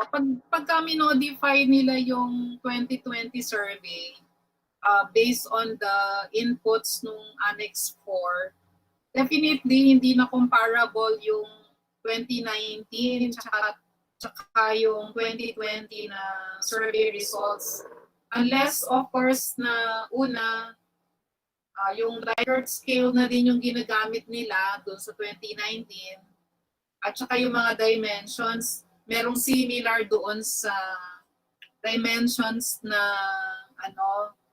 parang naka-suggest na tingnan. Siguro yung merong aspect na comparable, merong hindi. Pero most likely, kung babaguhin, mahirap mag-compare.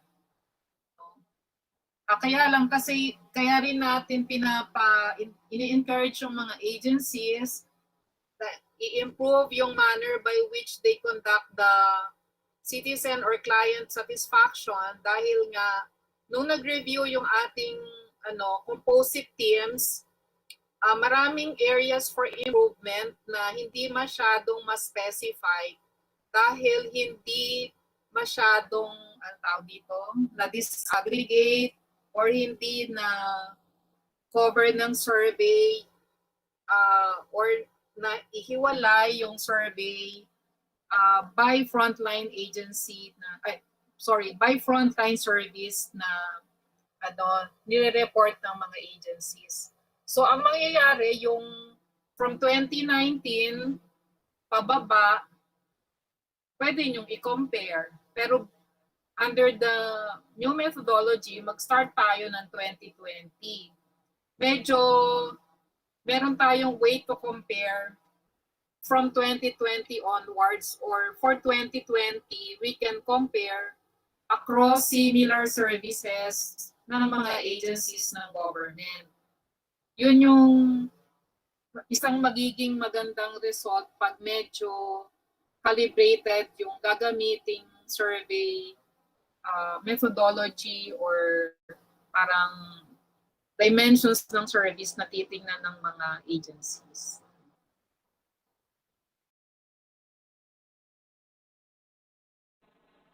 Okay, thank you, Ma'am Dedeng, for that.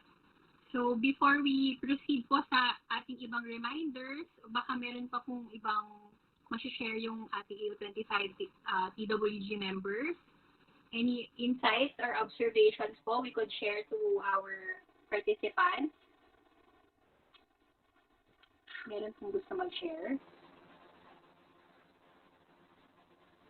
Okay, wala na po. So, I would just like to remind po, yung recording po na ito, yung video natin, will be available sa YouTube channel ng EO25 Secretariat. Pwede niyo pong balikan, i-revisit kung meron po kayong mga katanungan or meron pa po kayong mga clarifications na gustong i-raise. Pwede niyo naman pong balikan yung ating video. Pwede niyo rin pong i-share sa inyong mga co-employees sa mga ahensya ninyo para po matutunan din po nila yung requirements for the 2020 CCSS and agency best practice reports that are required for the 2020 PBB. So we would just like to remind everyone of the following timelines po ulit for the 2020 performance-based bonus that we should follow and observe.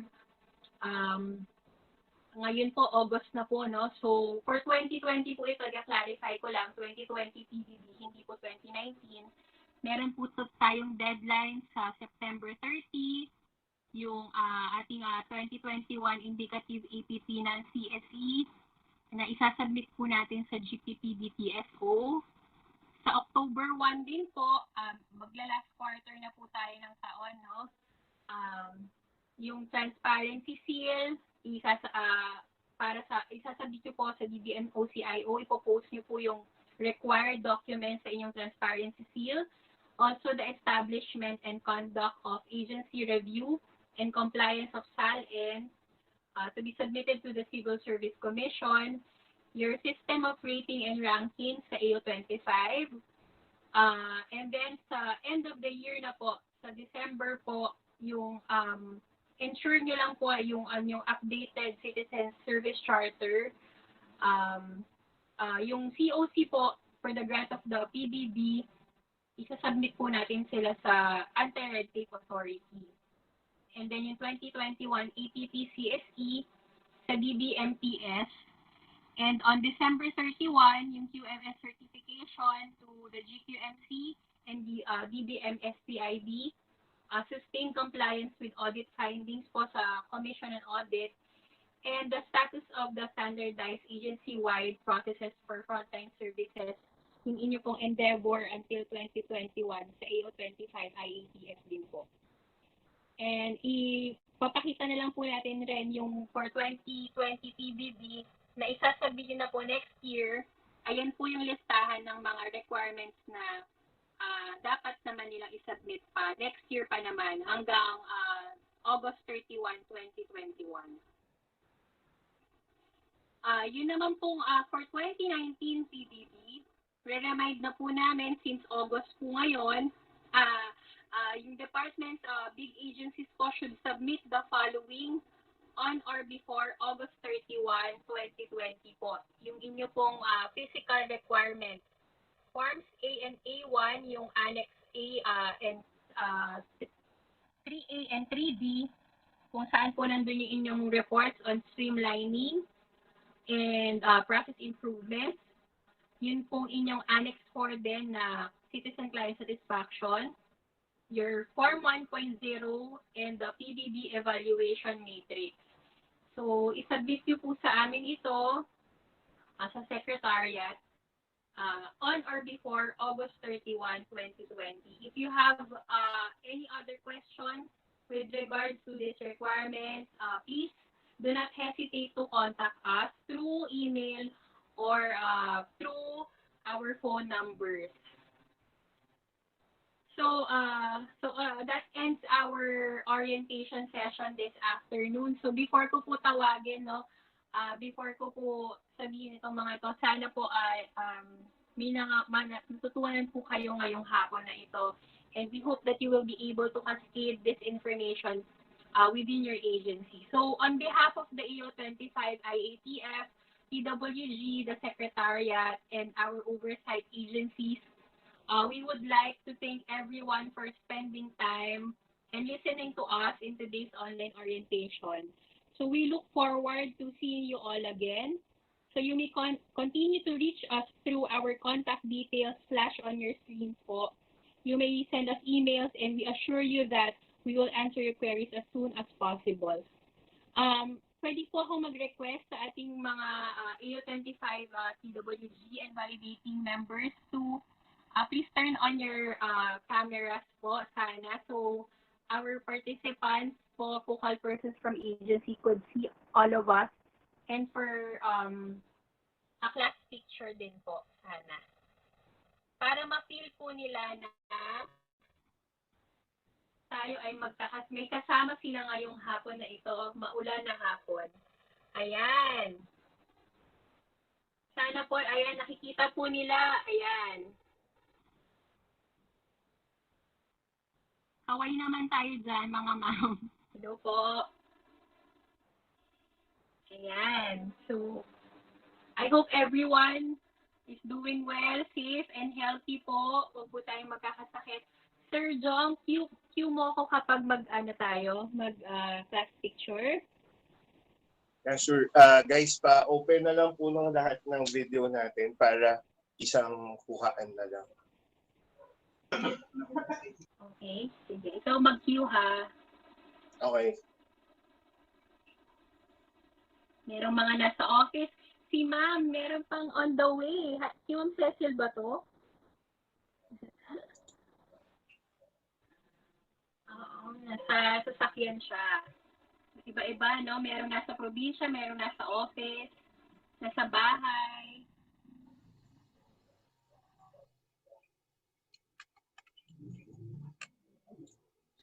Thank you po. Thank you sa YouTube participants din. Okay na, sir?